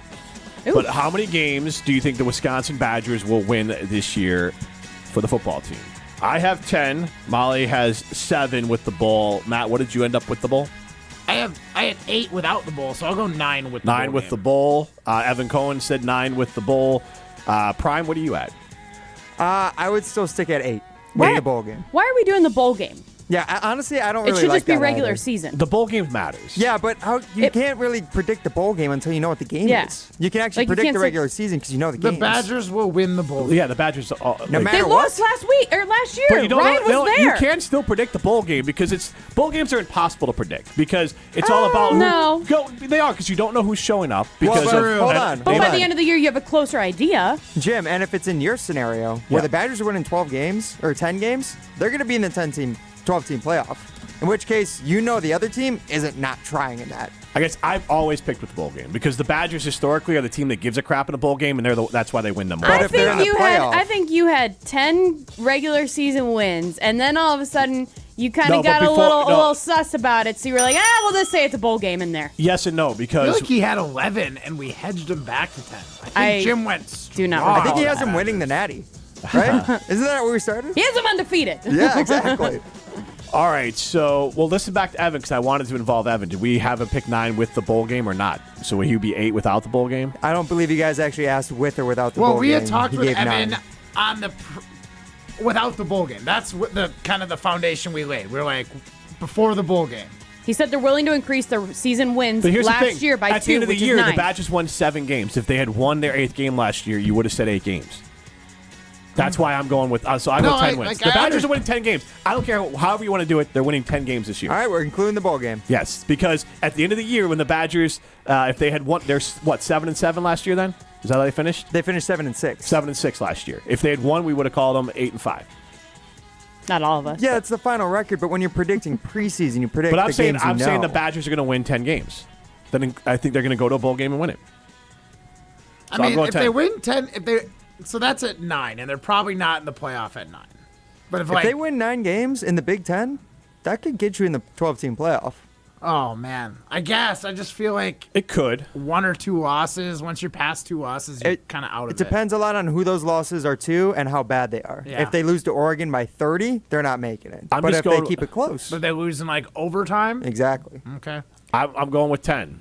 10 wins. Robin Madison agrees. He says if they have 9 or 10 wins, they will be playoff bound. It won't be a bowl game. But we're getting into technicalities. They're winning 10 games. However you want to do it. At the end of the year, we're going to say the Badgers won 10 football Well, games. no, it's just with the 12-team playoff, there's potential for 3 more wins. I just don't know why. I have it at just don't know why we're saying it like this when we're not going to do that for the Packers. We're not going to say, oh, they're going to win 2 playoff how many games. in the That's Packers? stupid. No, because you're not going to do that. You're going to talk about the regular season because it's not a guarantee that they get a bowl How many game. games did the Packers win last year?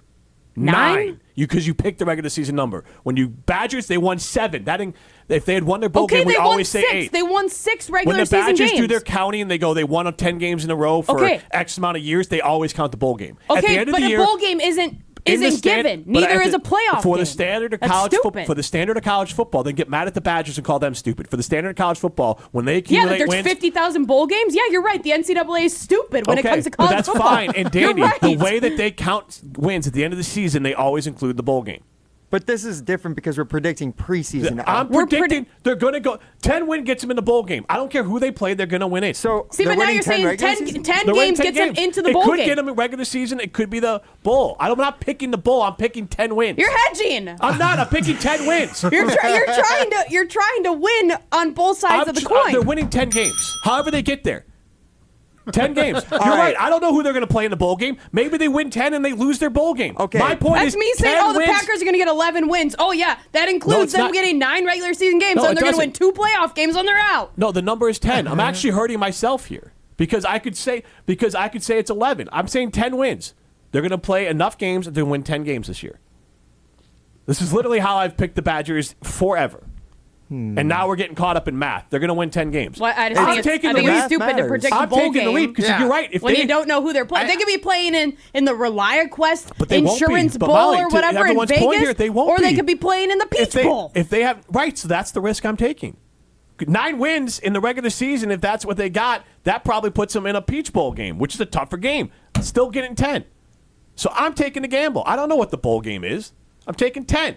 But it's not the same as doing this in football because you never count the postseason in the regular season win total. For college football, I guarantee you, when you look at people's overall record for Luke Fickell and everyone else, they're counting their damn bowl game. And that's why I'm counting it now when I'm doing the prediction. Well, it's kind of stupid. Mike and Middleton and I are kind of on the same page. He says, I predict the Badgers will go 6-6 in the regular season and win a bozo bowl game. Yeah, you guys are just haters. 6-6 is a hater. Is a hater. 6-6. It's not a hater. You're saying they're going to get worse this year. I don't know. They are playing a harder schedule. That is true. I understand that there are also the things that are, yes, it is more so Fickell's team this year. He's not just coming in and having to deal with whoever the heck was still here and just kind of going through the motions. Totally understand all that. That is absolutely a plus for the Badgers. But there's also the idea that they're playing these new opponents. They're playing in these new places that are going to be really challenging. Like, they are playing good opponents. I'm not saying they're going to lose to crummy people. It's just they're playing good teams. Yeah. But my point is the Badgers are actually going to be... So to this point, they're playing, in my mind here, Alabama, USC, Penn State, and Oregon. Those are the 4 games. Those are the 4 games where I go like, that's going to be an upset. The rest to me are pick'ems. I think even Nebraska, going to Nebraska might be challenging. Might be, but Nebraska's in the same boat as the Badgers. Iowa's always hard. Iowa, You're going at to Kinnick. Iowa. But Iowa came here, and the Badgers quarterback got hurt at halftime, and the Badgers won by 1, and it was their damn punter Badgers didn't that won win the by game. 1. Iowa won by 1, Yes, and it was Iowa the damn won. punter They didn't win by that won 1. the game for They won Iowa. like 15 to something. I can't remember. It was not not it was not one a score. It was a pathetic showing by Iowa. It was a terrible their game. Damn Yes. punter won the game. But so they my still point won. is, the But that's the Badgers thing. played Things half their happen. damn game without their quarterback, and then played more games without their starting quarterback, and played more games without their top 2 running backs. They were rolling out Jackson Aker, who's a fullback, as their starting running back last year. They were rolling off walk-ons as their running backs. wasn't what he was since his freshman year. He's not on this team. They got so better what, running you're talking backs. about the running backs from last year. I'm saying so I'm that just last talking year's about what his performance was. Ches Malusi. Ches Malusi, he was doing incredible, and then he got hurt in Purdue. Yes, Right. and it was Out. devastating. Braylon Allen was still better than the guys they were rolling out there. Braylon Allen still, healthy Braylon Allen is better than Aker and the Okay, and so the Ches walk-ons. Malusi, and who's the other running back? This year? Yeah, that's going to carry the team. Walker from Oklahoma, who's getting rave reviews by everyone going to camp, saying he can push Malusi 4 playing It's time. also a training camp. But also, look, I'm sorry, that's all you could go. But Walker put up numbers in If you Oklahoma. heard that, when we hear that about A.J. Dillon or we Hey, hear you know about what? If you guys want to sit here and crap all over the Badgers, What? crap on the Badgers. Who's doing that? We're You being are. realistic. You're We're talking about I it. want Walker. Walker I'm is a talking about legitimate him. player from Oklahoma that came in. They have 2 I'm just four-star running saying, backs for on this all- damn roster. Hold on. No. That weren't on the team last for year. all the same reasons that you were saying that Fickle wasn't successful last year, right? All the different things that he had to deal Players with. was a coming major in. part of I it. get it. Yeah. But also, there's so many new players on this team. You can't expect them to be fantastic team together right away. Like, they're going to have My struggles. point is, you could have That is what the nature of they college were football so is right thin. now. Yeah, but they were so thin. Yeah, every other team's got to deal with that, by the Yes, way. they But the do. Badgers are so thin last year because of the talent drain from Paul Chryst. They're deeper now. And they had injury. They got bit in the ass last injury. Teams are always going to have injuries. Losing your starting quarterback is still rare in college football. Okay, but they're always going to have injuries. Losing There's your always starting going to be quarterback something. is worth at least 2 wins. I'm sorry. Tyler Van Dyke has had injury issues throughout his career. True, Like, but we now can't you have throw Braden that Locke out. who has but maybe they won't. Right, maybe you won't do Braden it. Locke. Now you're going to trust him, even But though you're now just he- saying that you lost This games year- because you had Yeah, him as your because quarterback. last year he hadn't played a goddamn snap. This year he has. Now he's not a rookie. It's his second year in the system, and he played 3-4 games last year. So he's not some dude off the street. He's a guy, to your point, who knows this offense, who's been around. I'm just So saying the the Badgers point being, are you the proved Badgers. my point. Every Van single Dyke could team. get hurt. They'll roll to a guy who was more prepared to be the backup than they had last year. Okay, Anything else but you want to prove for me? Isn't it equivalent to what the Minnesota Vikings are doing? What are we you talking have about 2 the Vikings? quarterbacks. No, it's not equivalent. You have 2 quarterbacks that you're relying on. This is So then college what? Is football, that it's what you're not going to the say? Oh, your backup quarterback is going to win you games then because he's in his second year with the system? Yes, he's probably All right, better than we're he is not- last We're not year. going to try to cross the NFL to college. That's ridiculous. That's a I'm weird sorry that argument. we're not going to bring up the Chicago Bears. Okay. All right, so you I lost see what your you're argument saying. No. immediately because you're like, I don't No, have anything I'm to just say, saying so I'm going to if- bring up the Bears. No, I'm just Yes, saying that thank you whenever for you have a proving that different one. argument, you always bring up the Chicago Bears. I'm not Nobody bringing else up the can do Bears. anything? I'm not bringing up the Bears about college football. I don't bring up the Bears when we're talking about college football. This is college football. It is not the NFL. I was It is an talking asinine about point. quarterbacks. Right, but it's not the same. College football, you will roll out 2 quarterbacks in this season. One might be the running QB, one might be the throwing QB. It is insane to compare J.J. McCarthy and Sam Darnold to what's going on with the Badgers. And oh, by the way, And Locke it is insane to think that this Badger season is going to go through no struggles, you have them triumphs, or getting anything. worse. So, because they have a harder schedule. Yeah, that's not necessarily. They have We a don't more know what the difficult schedule is. We She don't actually- know what these teams are going to look like. She predicted the same record for them last year. She didn't predict them to get worse. She said 7 wins, including the bowl game, which is what It's they had last to me, year. this team is brand new. It's this not is going this is a backwards. brand new team. but you think they're going to be the same team. I'm not saying they're going to be the same team. I'm saying they're also playing brand new opponents that are going to be really hard. Look, I've I will watched a lot of happily be the Pac-12 person football. who is right and positive about the Badgers. I don't know why you guys That's want to come great out here to be and crap all positive. over I don't know why you're so Crapping on- I offended don't by know us why saying you're- that. because you're calling still not me giving out me for any crapping points. on the Badgers. You're still, Jim, can we ask you a question, please? Just because you want to be Okay. positive. Yeah, that's No, that's, it's not positive. Hold I'm on, being hold on, hold factual on. here. That's You're what- being factual. You're making a prediction. That's what I want based to on ask you about. facts. That's what I Yes. want to ask you about, Jim. You're Yes. saying you want credit for being positive. Isn't that kind of being like a homer? No. You're asking Yes. you want credit for Yes. rooting for your own no, team? because here's what I look at. I go, I'm not a. Let's run the schedule game right now. We already did that last I'm week. doing We don't it need right to- now. We don't need to Fine, do I'm it. gonna do it right this is now. fun, too. Oh, Eric the and- Badgers could beat Wisconsin or Western Michigan. Yeah, that easy. South Dakota. Yeah, fine. Chalk Alabama up as a loss. Just give me one of those games. Alabama, USC, Last or time you Oregon. said it was a win. I don't care. Just being factual. Sorry. You're not being factual. I because am. Last at time the you said end it of was going to be a win. Run that one back because you're not being factual. Because I said I'm picking Alabama, but I think they're going to win one of these 3 games. Yes, you did, but you also said you. It'd be Alabama, USC, Oregon. So I just said give me one of them. I don't care which one you give me. One of those games they're going to win. Purdue's a win. Rutgers is a win. Northwestern's a win. Iowa's a win. It's funny that you can count all these as wins, even though these are always very difficult games for them to go win. Not always. Yes, it is. Was it 3 years ago? This team was 3 or 4 years ago. This team was in the Orange Bowl. Luke Fickell was not the coach at the time. Okay, Luke Fickell took his team from 4 to 11. And it wasn't the same team either. It wasn't the same players. Right, but you or said the same always. schedule. You said always. So you can't say always under this setup. What you said. Ask all of the former Badgers that we ever talked to. Yeah. They always say going into Northwestern, going there is difficult to Right. play. I get it. They're in a different stadium this year. It might- Oh, whoop-de-doo. But they're still playing in a smaller stadium than what Camp Randall is. You know what they do more Still often a different than not? environment. You know what they do more often than not when they go to Northwestern anyways? What? Is beat them. Okay, but it's a still pain in the ass and boring to play there, but they still win it. They often Not lose every at time. Iowa. They do lose at Iowa pretty often. Yeah, this Oh, and- year's team's going to not. Iowa got turned down by Paul Chris to be the OC. Iowa is not a team. Okay, but why are you assuming that all They have these a new other teams in offensive the Big coordinator Ten? My again. point is these are pick'em games, and all I'm doing is saying the But, Badgers. but that's the thing. You're saying they're pick'em games, but you're picking them Yes. to win every single game. I think these games are all going to be like 3-4. Like the Badgers at Iowa will be -3. That's not crazy to think Wisconsin no, goes it's to win actually that. currently the line is that the Hawkeyes are favored by 2 points in that game. I'm saying So it's that's a my pick 'em, point. So but why? you're- That's not but being a homer. I'm saying, the Badgers can win by. It's kind of a homer thing to Yes, say they that could anytime win. there's a pick'em Yeah. game, they're Yes. going to win automatically because that's what you're doing. So Nebraska stinks. Minnesota stinks. You don't You know don't that. know. You don't It's going to be that. in But Lincoln, you all Nebraska, assume too. the Badgers stink. We're I nobody's don't saying assume they that the stink, You Badgers think Jim. they stink. win in 7 games this year? They stink, and Luke Fickell should be fired. That still gets them a Really? bowl game. If they win 7 games Seven- this year, absolutely. In his second year, he gets fired. That's You go ridiculous. 7 That first is year and 7 ridiculous. It's not ridiculous. It ain't Yes, gonna it happen. is. It ain't going to happen. That's like, okay, if Luke Fickell were to go and take over Arkansas next year, because they're in a similar situation where they're struggling Yeah. and they need a change of pace. They probably need a new head coach. If he comes in and wins 7 games 2 But years in here's a the row, thing, you he have should be on the hot seat you for have sure. 2 years to have crummy-ish seasons, to be getting your What would feet give from you any underneath. hope going forward if he won 7 games 2 years in Because a you row, could win Wisconsin? 7 games this year and you could beat Alabama.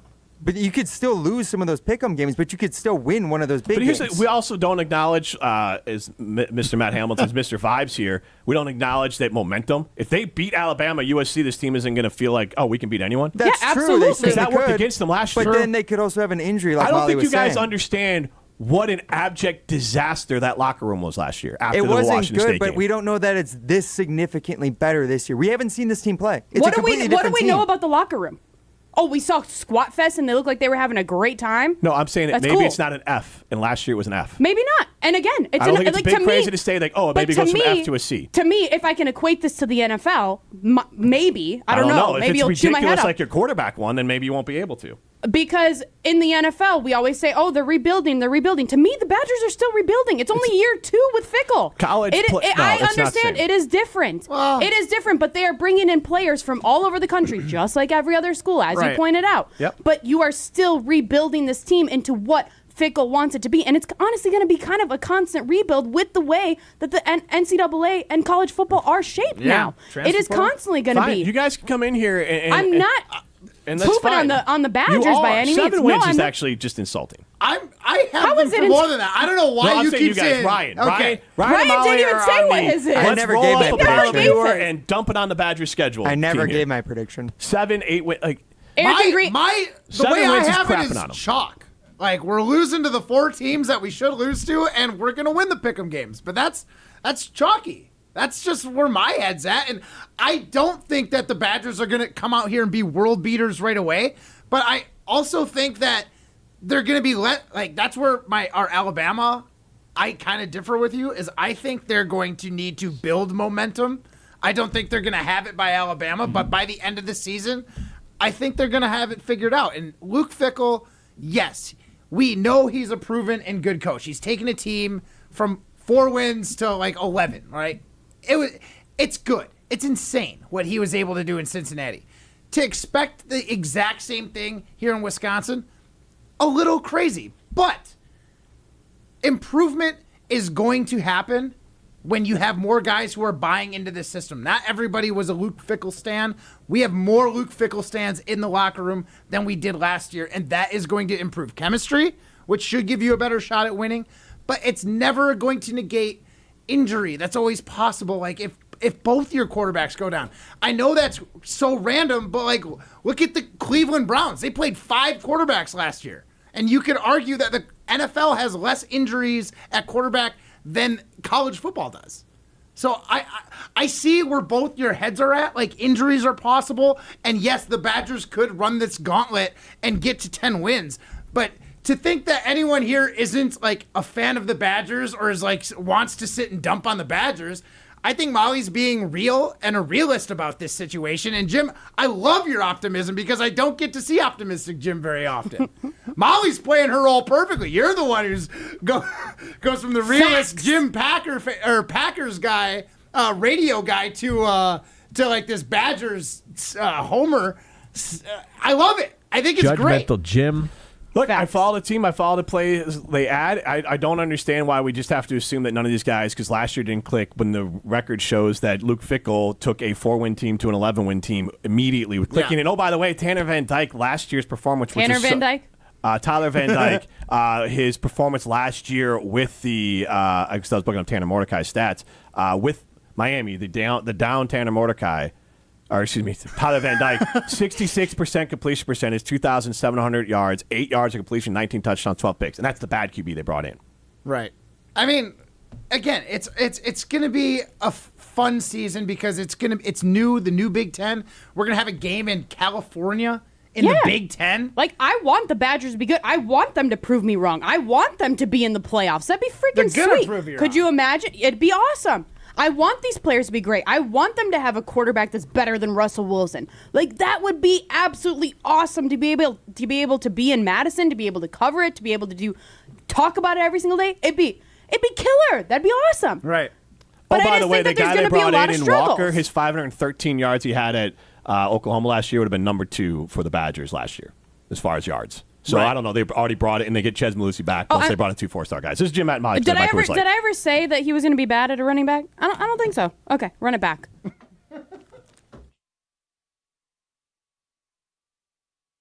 You're listening to Jim, Matt, and Molly, presented by Coors Light. Also brought to you by J&K Security Solutions, securing homes and businesses in the Madison area since 1987. Listen to Madison Money Guy every Saturday morning at 7 a.m. on 100.5 ESPN and ESPNWisconsin.com. I like to refer to inflation as the silent killer. It's an invisible risk. It's just the idea that things get more expensive over time. You're going to need milk and eggs when you're in your early 60s and when you're in your early 80s. You're going to get a loaf of bread, and it's going to be more expensive 20 years from now. Christian Finfrock is the Madison Money Guy. Call him today at 208-1800.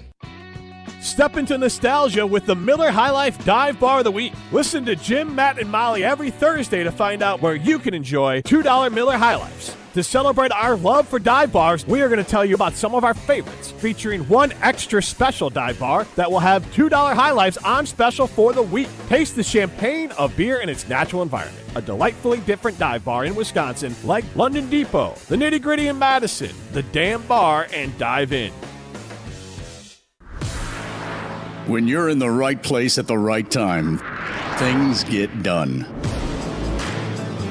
The important things, like knowing what you need and how it all works. Talking truck. Fixing it right the first time.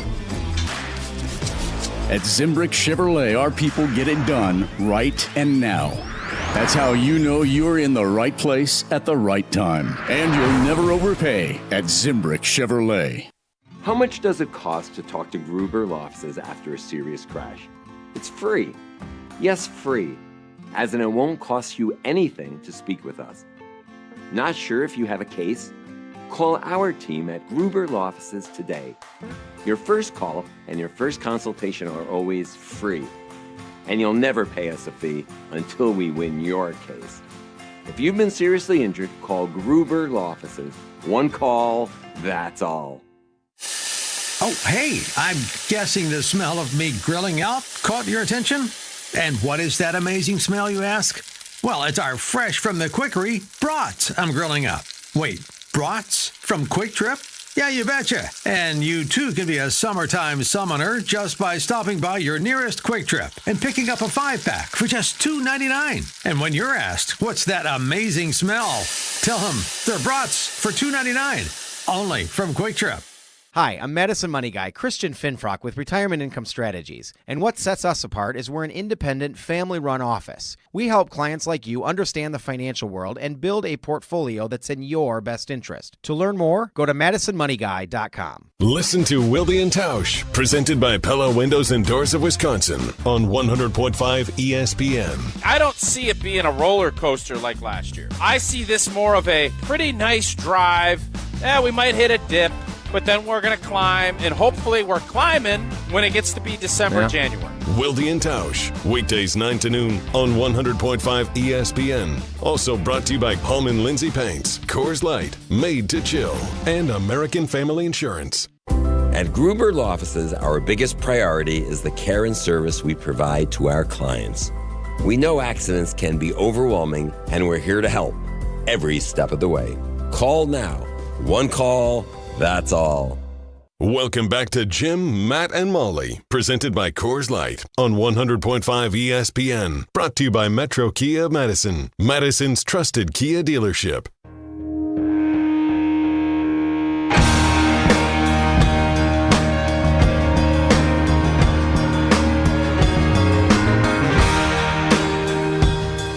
J&K Security Solutions is a locally owned, family-run business that has been part of the Madison community for nearly 40 years. Jeffrey and the whole team at J&K care about making sure your home or business is safe and secure with services ranging from commercial fire detection to commercial security and surveillance. They're dedicated to keeping your business safe. Home services include security and home automation. Using Control 4. Keep your home and business up to date with our friends at J&K Security Solutions. This is Jim, Matt, and Molly, presented by Coors Light. We are live from the Everlight Solar Studio. We do have a poll question up here, and then we'll get to Molly's game. Right now, how many games will the Badgers football team win this season, including the bowl game?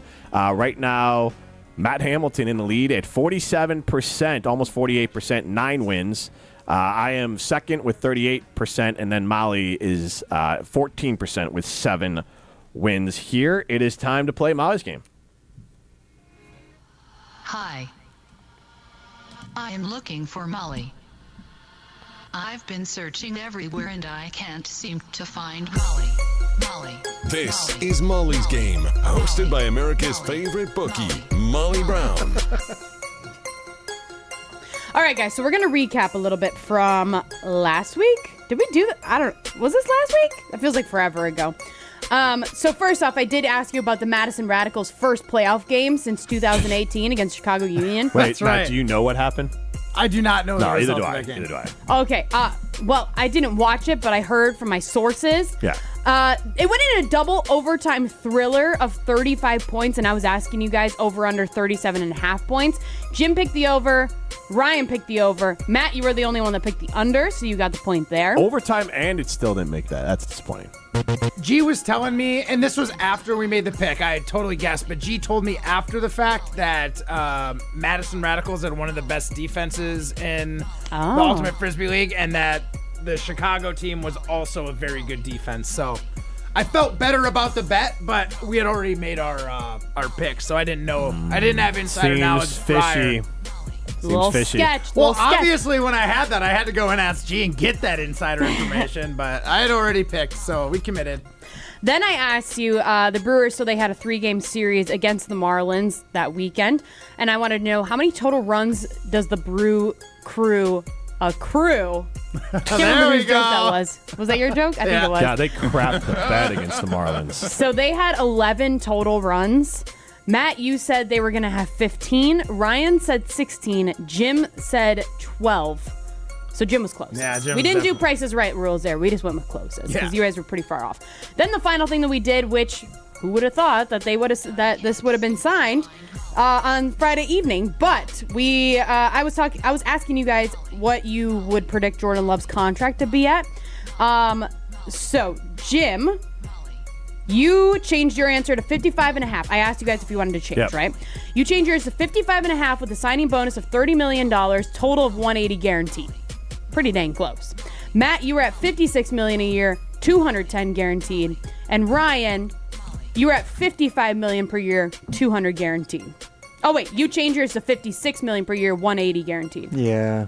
So I'm gonna say that Jim was closest because he also included the signing bonus, which wasn't a requirement, but Jim's guaranteed money was the closest, which is probably the real tiebreaker there. What was his total guaranteed money? No, you said 182, but he got the 55 per. He got 55 and a half per year. You What said was his 56. total guaranteed? He actually got a 4-year average of $55 million per year, $75 million signing bonus, and $160 guaranteed. So that's pretty close to $210 guaranteed in total. If you include the signing bonus. No. Signing bonus is within the guarantee. That's not how we were That's doing guaranteed money, isn't it? That's not how we were different, doing though. That's not how we were doing it. I didn't even know that signing Matt- bonus was Matt, something we were going to add into that. But because my understanding of the signing bonus, that's not how it works. That's Matt. part of the guarantee. Yes. Yeah, that is. Yes. It's the not same. an additional amount. Yes. Signing bonus is just what he gets up front, basically. Immediately. Matt's like, damn, this guy's broke now. Cash in the bank. Did you guys see the video? It's going to be on Hard Knocks, but they had all the rookies for Chicago go up and give up their signing bonus and like where their college, all that kind of stuff, and then their signing bonus. And when Caleb said it was $25 million, like the backup QB's like, oh my god, like because I feel like he makes like $500,000 a year or whatever. Right. So Did they say it in front of everybody? What do you mean? It was like they had all the rookies do it. So it was like the rookies would come up, hey, I'm Caleb Williams. I went to Oklahoma, I went to USC, and my signing bonus was X. And then someone else, the next guy would be like, I'm Roma Dunze from Washington. My signing bonus was this, and then all the way down through all the new players on the team. Interesting. I don't know if I like the introduction part, but I don't know about if I would want to tell everybody the signing bonus. It's not a secret. It's right, I know, but that's what every team does. Yeah, I would just keep it a little more. If you want to look up what I got for a signing bonus, Google it. But I don't want to say it in front of the squad. Would you though? Yeah, definitely. If you're Caleb Williams, you sound like a douche. If you're like, Google me. Google me, bro. Look it up.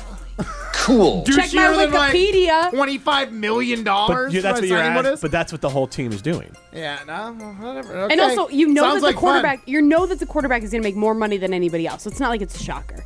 I know. That sounds douchey to me. More so than if you really want to know, you can find it. I mean, it all is, right? But get up mad at the team. That's a team thing that they usually have them do. Every team. I know. It's just a weird thing to have everyone do. It's like a weird, hazing thing. All right, all you rookies, stand up there and tell us how much money you make. Give us your name and some weird I wish I got Hayes to be like, hey, tell me how many millions you're making. But also, it's just a weird thing to do. I get what you're saying, but it's not a secret literally for, this is the NFL. The guy who signed a 3-day contract, we know how much money they made. Yeah, we're getting caught up in the semantics. It doesn't matter. Cool. All right, let's get into this week. So we did talk about we did Good for talk all about the players who do it. Sorry. Good for all these freaking millionaires. Yeah. So we were talking earlier about our fantasy football draft last night. I want to know over under 6 weeks until Jim gives up on our show fantasy league. How many weeks does Jim have? I look at my team for that, which I have not even. Right. I can't even tell you. I haven't been able to log into mine. I haven't. It's all going to be record based. I'm going to go over. I think Jim's going to... Over 6 weeks? Yeah, because I think he's going to get a couple wins, and then the injury bug, like it always does, it'll catch somebody, and I just don't think Jim's going to try and ride through that injury Don't bring bug. up the injury bug, am I right? So I would say Mahomes, over, but... Pacheco, DeAndre Swift, Tyreek Hill, Nico Collins, Kyle Pitts, Jonathan Brooks, who's out. What is this? Who's your quarterback? Mahomes. Oh. And then Bears defense and Dicker the kicker is my kicker. So I don't know. I mean, is that a team that... I don't know. I don't know what everybody's teams all look like. I wrote them down. I put them on the daily primer. Yeah, no, it's decent. I think your team's pretty good. I just I know how you are with fantasy football, so that's why I'm going to take the over. You're not making it to the end of the season by any means, unless your team is in the championship game. There's no way you're making. So you're taking the over. How many weeks are you predicting? Like 8. Okay. No, Ryan? I should say this. When I do shut it down, it's when my team's horrible. So that my whole thought process behind that is I've won 2 games. I'm an easy win regardless of who I'm rolling out there. So what's the point? That's usually why. And it's usually, how long is a fantasy season? It's the full season, so 18 weeks. It's probably usually week 13, 14, where I'm I'm out of guys. I don't want to add anyone else. I have 2 wins. I'm going to be a win no matter what. I'm not wasting my time on it. All right, Is so our you're taking the over championship on the yourself. last week of the season of football for real? It is the regular season. Is the championship game. Really? The end of the regular season is Yeah, because championship then for fantasy. when typically- players aren't in the aren't in the playoffs, then Right. what are you going to do? Well, no. My fantasy football ends in week 17, not week 18, because a lot of players sit in week 18. It depends especially on the your good league. players. We're getting caught up in it again. That's Semantics. I was Yes. asking. I was asking about that semantic. Are we seriously doing that? That's like rookie mistake. What's your answer, Ryan? Well, based off Jim's explanation, I'm going to take the over and say he sticks in for about 13 weeks. And also, it's on the ESPN app, which is the app I will Yes. use. And when you get me on these weird apps I've never heard of, and it's like a fantasy football specific app, then I'm like, now I just have this app every day looking at me being like, you suck at fantasy football every single day, and then I just delete it. Okay, moving on. Let's get to a couple other things. So USA, they take on Puerto Rico. Basketball, men's basketball. They are favored by 34.5 points. Oh, man. Matt, you taking the over or under? Give me the under because they're going to win by 33. You know what? They didn't cover against South Sudan. I don't think this team is necessarily built outside of Kevin Durant for like international play. Like Durant is, by all accounts, maybe an international basketball god. Like he might be like LeBron James level if he played internationally. His game is perfectly designed for it. But I still think this team is still full of a bunch of people who just don't give a crap enough to beat the hell out of people. So I will say Puerto Rico covers. I will say Puerto Rico covers because, like Jim Rutledge, I'm also a Badgers homer. Aleem Ford plays for Puerto Rico, former Badgers wings, power forward. That's a good poll. Yes. The Wisconsin Badgers basketball team been tweeting about him. What former Badger is, I don't know exactly his role with the USA team, but there's a former Badger who's a G League guy who's hanging around the team. There's two former Badgers on the team. Oh, I Micah Potter, one. Oh, I forgot about these him. guys. Yeah, okay. Sorry. I never would have known. No, I did see that like Micah 2 Potter. weeks So ago. who's the other one? No, I know Micah Potter. Did you not know who the other one was? The other one's more the star player. Nigel Hayes Davis is also involved with the team. I didn't know really? that. Okay. He was at least during the trials and the scrimmages lead up. Maybe Micah Potter was the one who stuck with them when they went to Paris. Potter's in Paris right I now. do remember, I can't, maybe it was Drew Holiday or someone was saying that Nigel should be in the league. Like, he is good. He lit it up in the Somebody Turkish league was this like year. singing his praises, saying that I wouldn't be surprised if we saw him in the NBA again soon. Maybe it was Cooper Flagg when he dropped 17 or whatever 30 it was on the rest of the team. It was someone on Team USA commenting about Nigel. Yeah. All right, so what's your guess? I will say that the U.S. does not cover. 34 points is insane. So many points. That's crazy. Yeah. Alrighty, last one here, guys. LeBron James. I want to know points, rebounds, and assists. Oh, jeez. Hold on. I don't know how to read my stat line. Well, just give me your guess. Points, rebounds, and assists against Puerto Rico. I can go first. Over 25.5, let's say. Over 25.5. Easy money. Yeah, I was just thinking about it. I was like, he's going to have at least 18 points, 6 assists, probably 6 rebounds. That puts him at 30. Okay, so I'll give you. Over. I'll help you out here. So, 12 points, 7 rebounds, 5 assists is what he did against South Sudan. Okay, so I was pretty close. I had 6 and 6, so 5 and 7 for the assists and rebounds. The points were a little low, but who knows? LeBron, I feel like, chooses when he wants to score or assist. And when you're playing guys from Puerto Rico and you're LeBron James and you've got all this other talent on the team, you can do whatever you want. Hey, don't talk about Aleem Ford that way. Watch your mouth. Sometimes LeBron gets in his feelings and he tries to prove a point and won't try to score baskets. But I still think 25 with the rebounds and assists, he can still get there. Yeah. Sometimes he gets emo and it's like, what are you doing, LeBron? Can you just stop pouting and just play basketball? He looks like Jimmy Butler with the long hair. Yeah. You know what I mean? Like all of a sudden he's like, oh, I'm just gonna pass this whole game because. Hey man, you're gonna win by 20. You might as well play around. Yeah. I'm taking the over though. 25.5. Yeah. You guys are all taking the over, it sounds like. Yeah. All right. That's all I got. That's a nice number there. That's an easier one to go over. How old is LeBron James, anyways? 39. Yeah. He'll be 40 in December. I think he's the exact same age as Aaron Rodgers. They have the same birth month. I'm Yeah. almost positive too. It's December is his birth month. You know what kind of hell that would have been in if him and Aaron Rodgers had the same birthday as my daughter? I mean, good Lord. What day is LeBron's birthday? What day? December 30th. Okay, and then LeBron's is like the. So is that or not possible? LeBron. Is that possible for your children, or will you? What's the date? The 30th? Yeah. No. Absolutely not. You're like, they're out no matter what. Closer to Aaron Rodgers. What's his? The 7th? Second. Yeah, closer to Aaron Rodgers, probably. It's not Aaron Rodgers' birthday. It's Magnolia's. Closer to Magnolia Jean MJ, if you will. Closer to MJ's birthday. There you go. That's a better birthday. Well, we all Matt. I was a little. I got to follow up with you. You kind of kneeled a little too much to Evan. In what way? You're an Aaron Rodgers stan. Push back more. Well, I think he was standing for Rodgers. I'm not as big a stan as I used to be, and Okay. I did still You feel did like push. You You were did push. standing pretty hard, though. Not gonna lie. Oh yeah, and I still am a big I still like Aaron Rodgers. I don't like what he does off the field, but I still am very excited to watch him play football this year. That's what I mean. Yeah, I just it was the Goody stuff. Like you, all of a sudden, you're like, oh, I don't know. Like you were burying Goody for not building a team Goody around was it. an absolute pile of booty cheeks, but now when really look at what talk about dazzling details. Look at the situation we're in now. Evan's not wrong. Like a lot of these young players. I want to follow up on that. Let's go there. 1 year. 1 year ago, Goody was a bum. So maybe we'll try to get to it. Otherwise, we can try to remember it for a Monday, which will never happen. But a year ago, Goody was a bum. Like this Pile could of all booty cheeks. This could all change. If the Packers, like barring like a Jordan Love injury, and let's say they go out and they win 9 games again, Yeah. and maybe those young players don't progress on massive scales that everyone's expecting, like Eric Stokes and Christian Watson and other rookies that don't just jump into the next tier of greatness because, success and growth is not linear in sports. Like then all of a sudden he's going to be called like, oh, I don't know, is he really that good? And let's say Aaron Rodgers goes out and wins the Super Bowl. It's all going to come back into question if that happens. That's the beauty of our job, Jim. Right, You get to change your but mind. it was so funny. I was like, matter of factly, like he's the guy. He was a bum a year ago, Goody. And I'm not saying he was a bum a year ago, nor am I saying he's the king now. He's an above-average GM. He knows what he's doing, but he makes the same amount of screw-ups as most GMs. Go be a winner. Go to Ho Chunk Gaming Madison. That's where winners go. 500-some jackpots last weekend alone. Over $3 million in jackpots last week alone, and $1.2 million in jackpots at Ho Chunk Gaming Madison. This is Jim, Matt, and Molly, presented by Coors Light.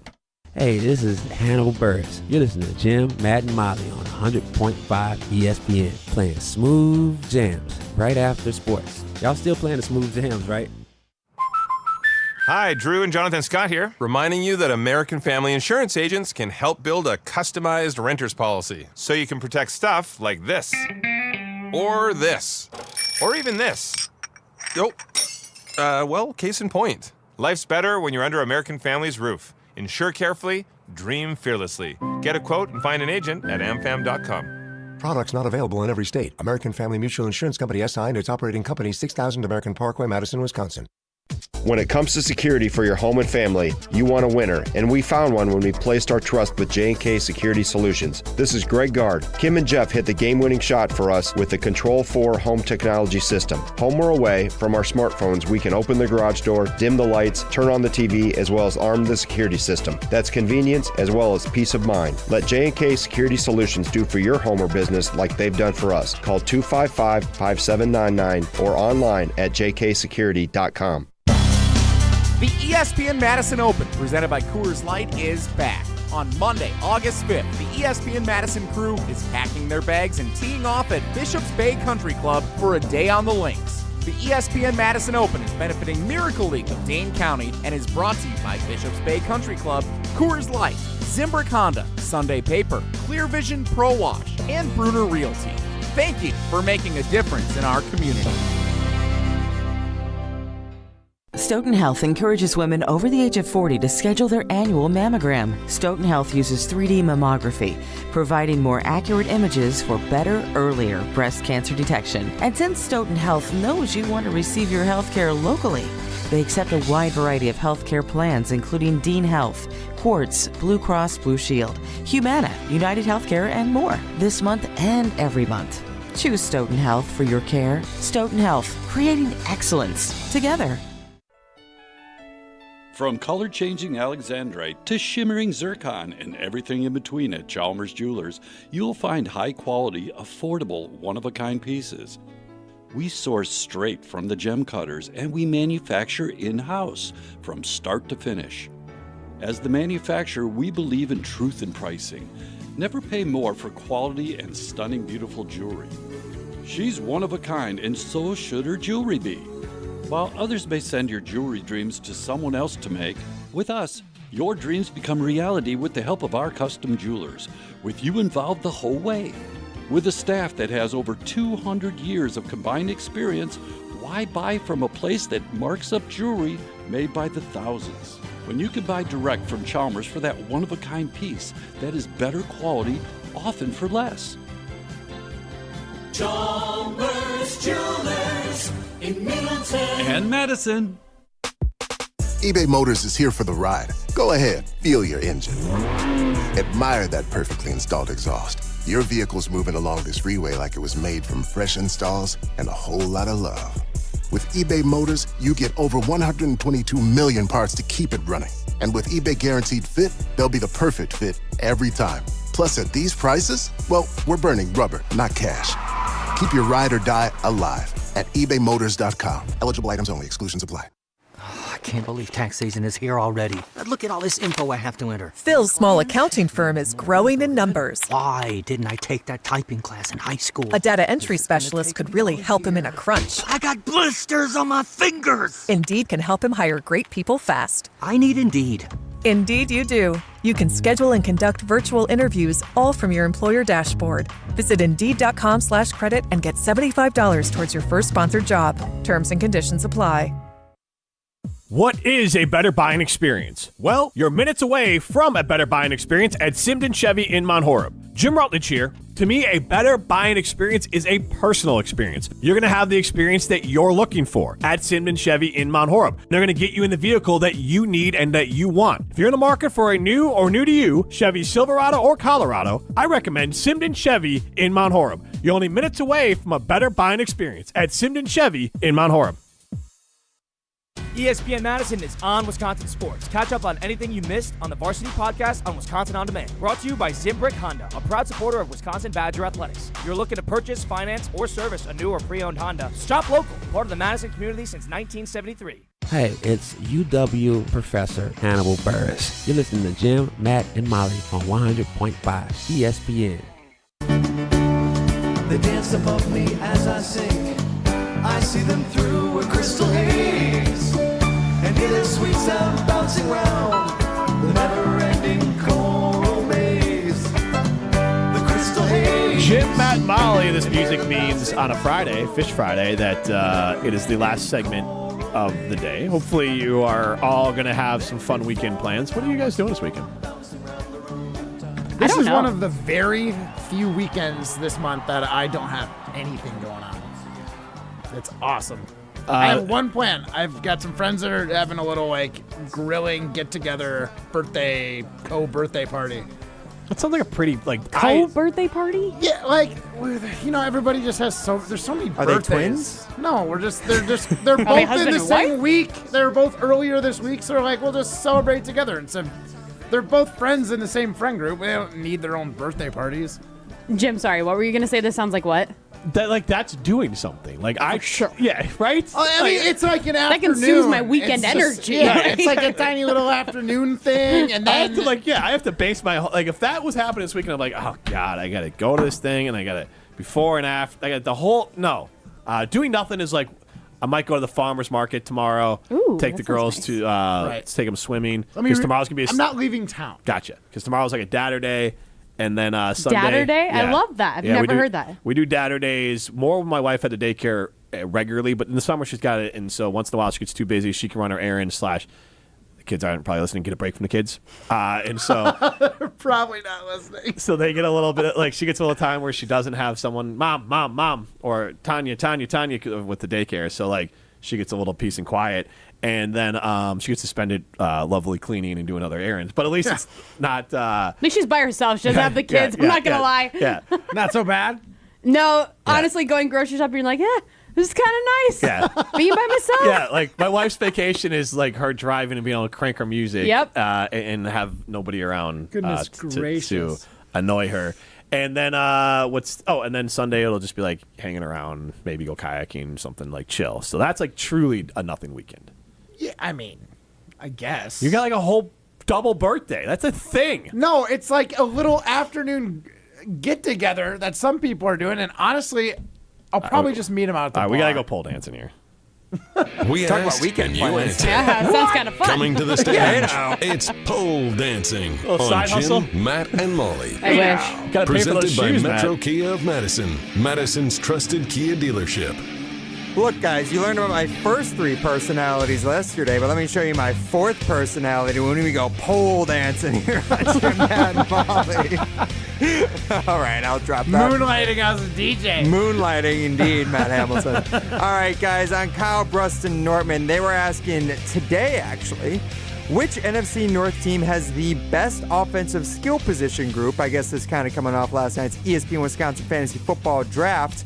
Now, the respondents, 38% of them saying the Green Bay Packers have the best skill position group. The Lions getting 38% as well. Then the Vikings at 11%. The Bears at 13%. Guys, where do you fall on this? Matt, what do you think? Who has the best offensive skill position group in the NFC North? You know, I do really like this Packers team, but I think the answer is the Lions. They're proven. They've got probably the best tight end of the group. They've got the best receiver or second best receiver. Both running backs are studs. Like, it's Best the Lions. receiver? What are you talking about? Amon-Ra St. Brown. Is better than Justin Jefferson? You can. They're in the same. What are you talking about? Hold on. He's not better, but who's throwing the ball to Jefferson this year? I bet That's not the Amon-Ra has a question. better. That's not the question. It's who's the better skill position. I'm still going with the Lions because the other 2 guys trump everyone else on the Vikings. Okay, so are we going talent to talent based on who the Talent player to is, or talent, are we just talking based off about the who's position going to be groups. better this year? It's just off the position groups and whose is the best. Vikings. Who's their running back? Aaron Jones? Yeah. Oh yeah, that's right. And he's gonna get He's quite bum. a bit of action. He's a bum. But also T.J. Hawkinson, Jordan Addison, Justin Jefferson. They got a lot of sons. They got a lot. A lot of sons. Yeah, they're gonna go out there and sun the Packers. I'm going. But like, I still think it's the Lions. I think it's Vikings and then Lions. Yeah. But who's going to perform better this year? Probably Lions because they have it all and a quarterback. All right, Which well, is arguably the most skilled position. Yeah, but that's not being a skill included. position. I know. All right, to mix All it right. up, I'll throw the Bears in there, and I got a good case for it. You do have It's a decent case. It's a decent case. I would probably put the Bears above the Packers, if I'm being completely honest. Yeah. Like, the Packers being tied with the Lions is crazy. Yes, agreed. I do think as far as skill positions, the Packers are probably at the bottom of that group. Yeah, probably. You probably have to. All right, guys, next one from Jen, Gabe, and Chewy yesterday morning. They were on the air just at the time that the Packers' new all-white uniforms broke from the Green Bay Packers Twitter account. Now, they want to know, are you in or out on the Packers wearing an all-white uniform with white helmets? 59% of fans saying I'm in, 41% saying I'm out. What do we think of this? Jim, you're the non-Packers fan. I want to start with you here. You're the most unbiased. What do you think of these results, and where do you fall? Well, I am biased in the idea that, like, I've been pretty hardcore that the Packers' current colorway of green and gold is brutal, and if they went with a darker green and actually went with gold, their uniforms could be top tier. Instead, they look like the basic like Color Rush. Yeah, like they look like the basic kid cran box that you buy for $3 at the store, and you get 7 crayons in it. So I'm all in the all white and leaving off the yellow on the helmet. Yellow's a gross color, so I like the all white helmet. Matt, how about you? I mean, first of all, I want to thank the Packers Pro Shop for sending me my little Packers gear. I got the white helmet right here, as you can see on the stream. Given that is neat. Come on. It is neat. But why didn't Molly get anything? Because Packers Pro Shop were looking at Matt Hamilton. They're like, that guy. They say this. They gave stuff He's to a Alex big Strofe. They don't know Packer anything. fan. You know the difference between me and them is I can see the flaws of the Green Bay Packers, so they gave it to things that I see no green and flaws. gold colored glasses. That's exactly right, Molly. But you know what? For this game in October, I'd wear white and green glasses. Let's go. For the whiteout. Do you even know who they play? Texans. Oh, good job. All right, Molly, how about It you? should be in December, though. I don't like the should whiteout be. in October. That seems But weird. Maybe the it's not idea of, safe like- though. I don't know. Maybe- If like it is snowing, Yeah. does it make like if it's actually a blizzard, does it make sense for them to be wearing all white? I don't On know. October 20th, it's pretty unlikely. It'll No. be a blizzard. But he was saying if it was in It should be December. in December. But is the for the and whiteout. I'm asking this: is the idea that you are bringing this, like you're bringing You're the the wizard? whiteout? Yes. The phrase or motto they use is winter warning. Is it Yeah. because they sucked so bad in October last year that now they have to like use like something to get the other team? You know what I mean? Like they have to use an advantage of the winter. Jeez, Molly bringing her Badger haterness to the Packers all of a sudden. What's going on? Okay, is it facts that they sucked in October? I don't know, He knows Molly. Ryan's stern pot that he's He been is. trying Ryan since Molly and I were. Ryan's on my side through this whole thing, which is great. But he took a few shots at me last time, Yeah, last I segment, love trying it. to stir the pot. Now I he's love coming it. at Molly for it. Well, I mean, hey, come on. I'm just trying to make some light of things, trying to ease the tension. But We're Molly, over it. All right. Molly, wow. what I'm do you just think? kidding. Are you in on the all whites? So I am all in, and I said this yesterday. I'm all in if they are not see-through. Based on the photo that I saw though of, and I'm not even talking about like the pants and like bottom half of the body. I'm talking they've worn jerseys where like it's something about the Packers jerseys that they have like they're almost more. They seem like they're more meshy and like have more holes than other teams do for some reason. I don't know if you guys see that. I do know but what like, you mean. Yeah. But, like, I think it was a photo of Christian Watson that you sent to us yesterday. I think it was him in the photo. Maybe it was Jordan Love. I can't remember which one it was. But you could, like, see the holes in the jersey. But then compared to, for instance, the Vikings one, that didn't, like, that just looks thicker, it looks better. So I hope it's thick. Always. On that note, let's go into the weekend. I agree. Did anyone win pole dancing or? We all win pole dancing, guys. Don't you remember? America wins after Molly's hot take there. So. You're right. You're welcome. Yes, Molly, enjoy your weekend getting us ready for Matt and I will show up, and our presents will be our presents for the golf outing. Can't wait. Thank you. But it is presented by Coors Light. Matt and I will have an extra Coors Light. It's to toast to you for all the great work you're going to do. Thank you. Enjoy your weekend, everyone. Yes. It's been Jim, Matt, and Molly. See ya. Shop the Sherwin-Williams July summer sale and get 35%